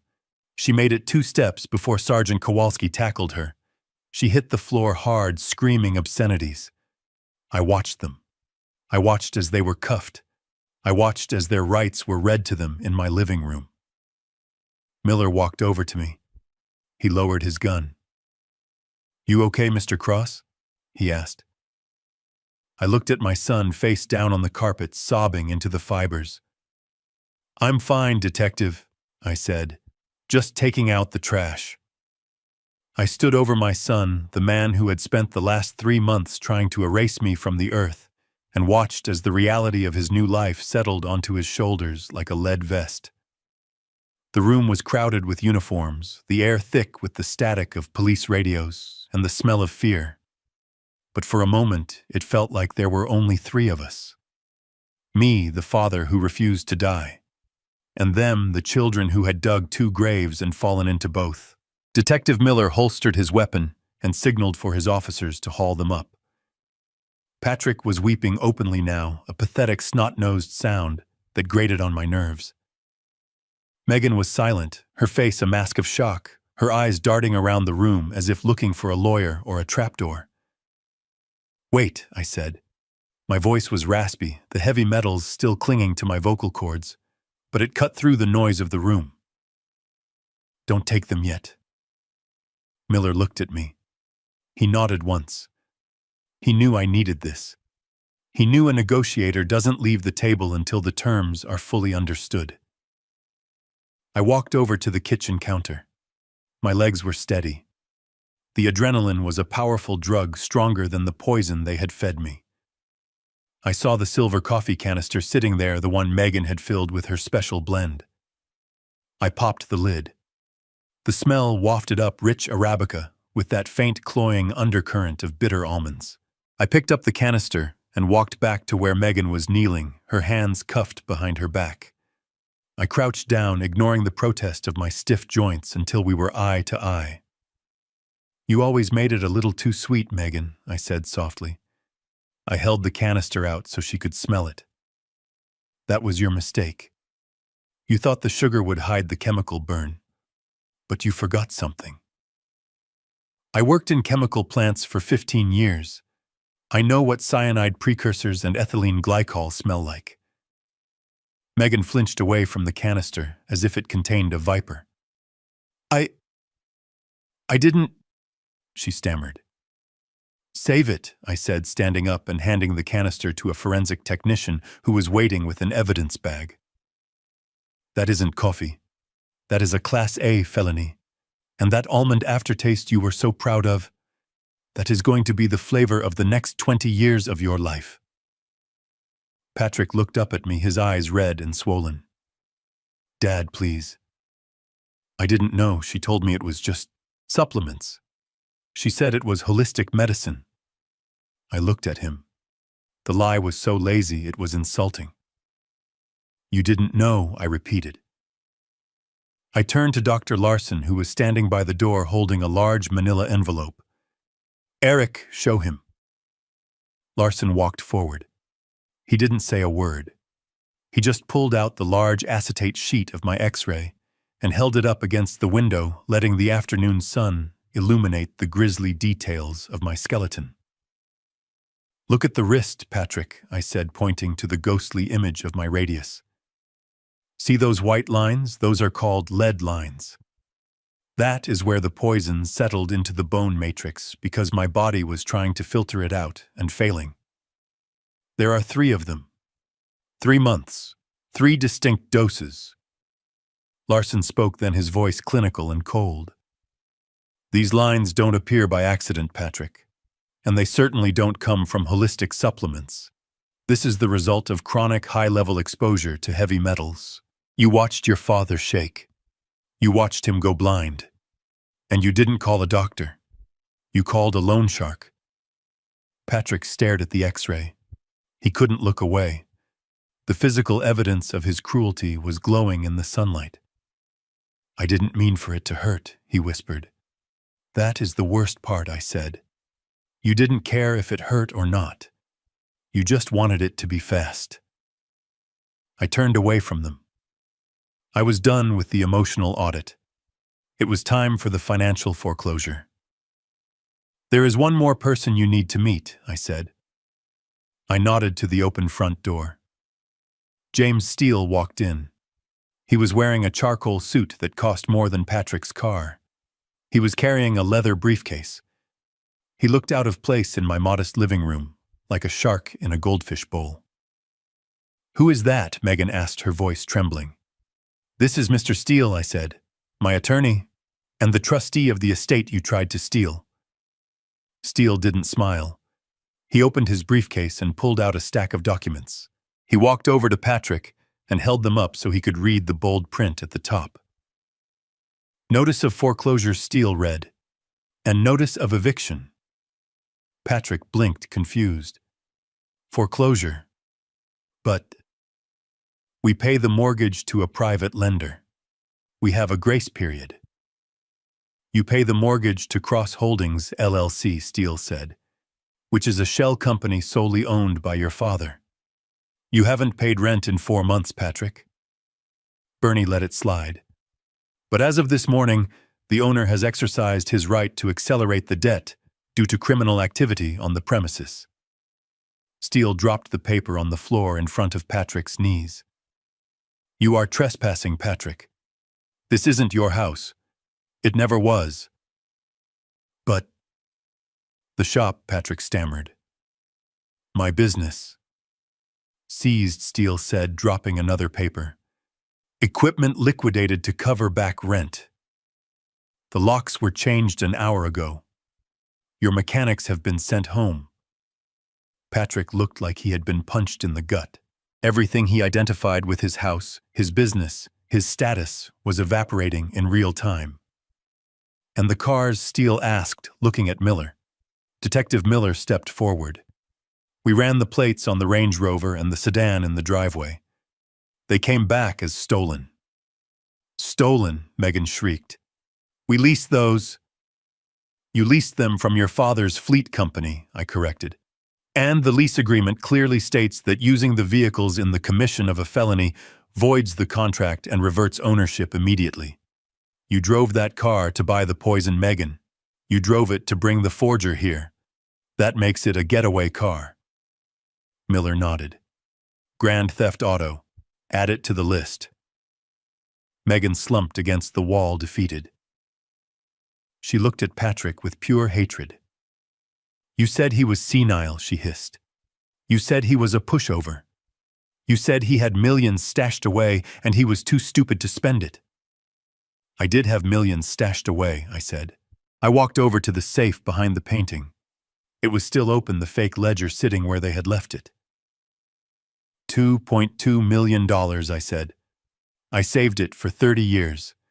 I drove a beat-up truck and clipped coupons so that I could leave you a legacy. I wanted you to have the freedom I never had. I picked up the ledger and ripped the page with the balance out. I crumpled it up and tossed it at Patrick. But you didn't want a legacy. You wanted a payout. So I moved it.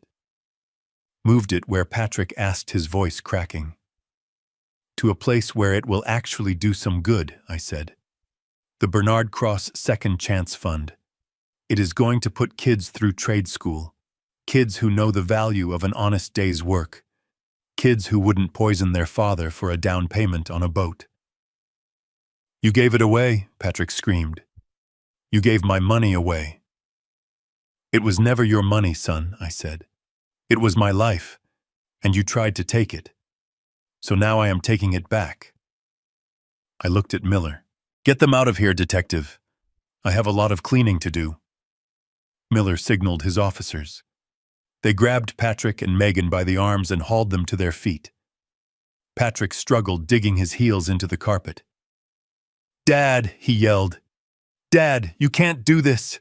I am your flesh and blood. You can't leave me with nothing. I looked at him one last time. I looked at the boy I had raised, and I saw only a stranger. I didn't leave you with nothing, Patrick, I said coldly. I left you with your life. which is more than you were going to leave me. They dragged them out the door. I heard Megan screaming obscenities at Patrick as they were shoved into the back of the squad cars. I heard the neighbors coming out onto their lawns to watch the spectacle. The sirens wailed a mournful sound that faded into the distance, taking the toxicity of my life with them. The room was suddenly very quiet. Dr. Larson packed up his x-rays. Steele closed his briefcase. "Are you okay, Mr.?" Cross Steele asked. I looked around the living room. It was a mess. The rental bed was an eyesore. The floor was scuffed. The air still smelled of fear and betrayal. But it was my house. Again. "I am fine, James," I said.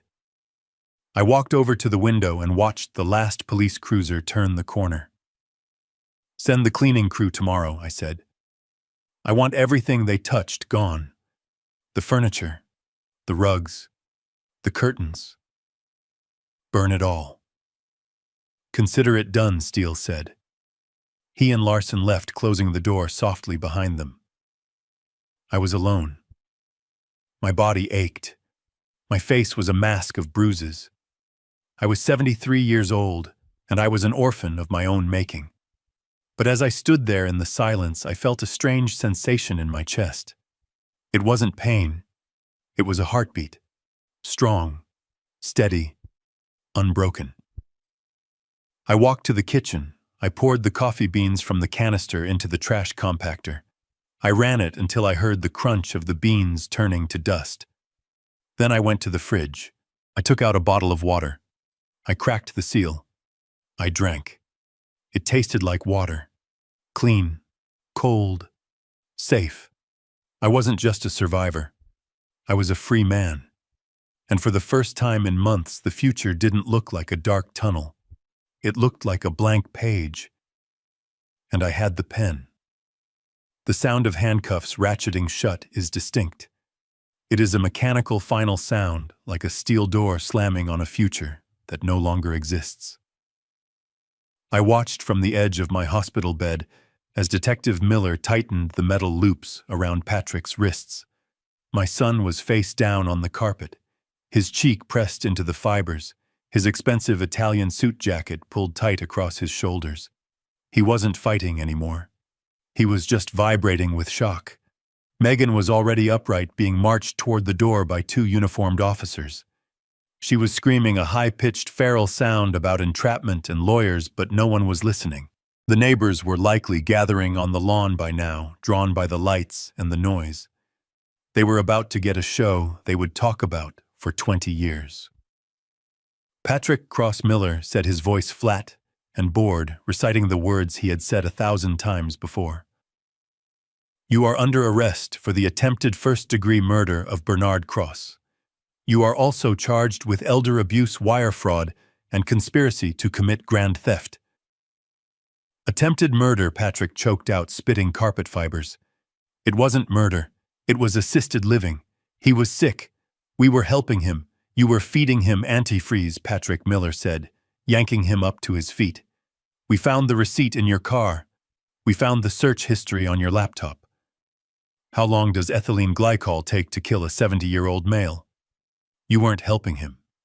You were hunting him." Miller shoved Patrick toward the door. Patrick stumbled, his eyes wild. He looked at me. He looked at the room. He looked at the life he thought he had secured. "You can't take me," he yelled, digging his heels in. "This is my house. I have rights. You can't arrest a man in his own living room without a warrant." I didn't say a word. I just looked at James Steele. Steele stepped forward. He held a document in his hand, a thick packet of papers with a red stamp on the cover. He didn't look at Patrick with anger. He looked at him with the dispassionate gaze of an auditor closing a bankrupt account. "It is not your house," Patrick Steele said calmly. Patrick blinked, sweat dripping down his nose. "What are you talking about? I pay the mortgage. I pay the private lender in Chicago every month." Steele held up the document. "Cross Holdings, LLC," he read. "That is the private lender, Patrick. Who do you think owns Cross Holdings?" Patrick stared at the paper. He stared at me. The realization hit him like a physical blow to the gut. The color drained from his face so fast I thought he might faint. "You," he whispered. "I was paying you." "You were paying a shell company owned by your father," Steele corrected. "And you haven't paid in 4 months. You are in default. But that doesn't matter anymore. Because of the moral turpitude clause in the loan agreement, a clause you signed without reading your arrest triggers an immediate foreclosure." Steele dropped the papers at Patrick's feet. "The property has been seized, Patrick. The locks were changed electronically 5 minutes ago. Your key codes no longer work. You are trespassing on private property owned by the Bernard Cross Revocable Trust." Patrick looked around the room as if the walls were melting. The house, the equity, the $400,000 he thought was his safety net. It was all smoke. And the shop, Patrick asked, his voice trembling. "My tools, my inventory liquidated," Steele said. "Summit Properties evicted your business at 9 a.m. this morning. The equipment is being auctioned to cover back rent. You own nothing, Patrick. The clothes on your back are the only assets you have left. And honestly, I am looking into repossessing the suit, because I think you put it on your father's credit card." Patrick's knees gave out. Miller had to hold him up by the armpits. The reality of his situation finally pierced the delusion. He wasn't just going to prison. He was going to prison as a pauper. There was no money for a high-end defense attorney. There was no bail money. There was no home to return to. He looked at me. His eyes were wide, wet, and terrified. "Dad," he pleaded. "Dad, you can't leave me with nothing. I am your son." I looked at him. I saw the greed that had replaced his soul. "I am not the one who did this, Patrick," I said coldly. Patrick's face twisted. The fear turned into ugly, desperate rage. He spun his head toward the door where Megan was being held. "It was her," he screamed, his voice cracking. "It was Megan. She bought the poison. She made the coffee. She told me you were dying anyway. I just wanted to wait. She forced me." Megan stopped struggling. She turned back, her face a mask of pure hatred. "You spineless coward," she shrieked. "You were the one who researched the dosage. You were the one who wanted to push him down the stairs. Don't you dare put this on me," they screamed at each other, hurling accusations and confessions across the room, doing the prosecutor's job for him. Miller signaled his officers. They dragged them out the door, their voices fading into the sirens wailing outside. "Get him out of here," I said to the empty room. Miller paused at the door. He looked back at me. "We got them, Bernie. It is over." I looked at the foreclosure papers on the floor. "Not yet," I said. "I still have to clean up the mess."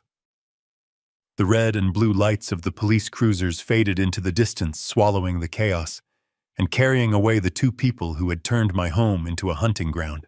I stood at the window watching until the street was empty and silent again. The neighbors lingered on their porches for a moment longer, whispering. But eventually, they too went back inside to their safe, normal lives. I did not cry. I had shed my tears in the trauma bay when I saw the white lines on my bones. Those were tears of grief for the son I thought I had. Tonight, there was no grief left. There was only the quiet, heavy satisfaction of a job finished. The negotiation was over. The contract was void. Steele and Larson stayed for a few minutes longer, offering to call a nurse or a guard, but I sent them home. I needed the silence. I needed to reclaim the space. I walked to the kitchen. The linoleum was still scuffed from the struggle, but the air felt lighter. I took a clean glass from the cabinet.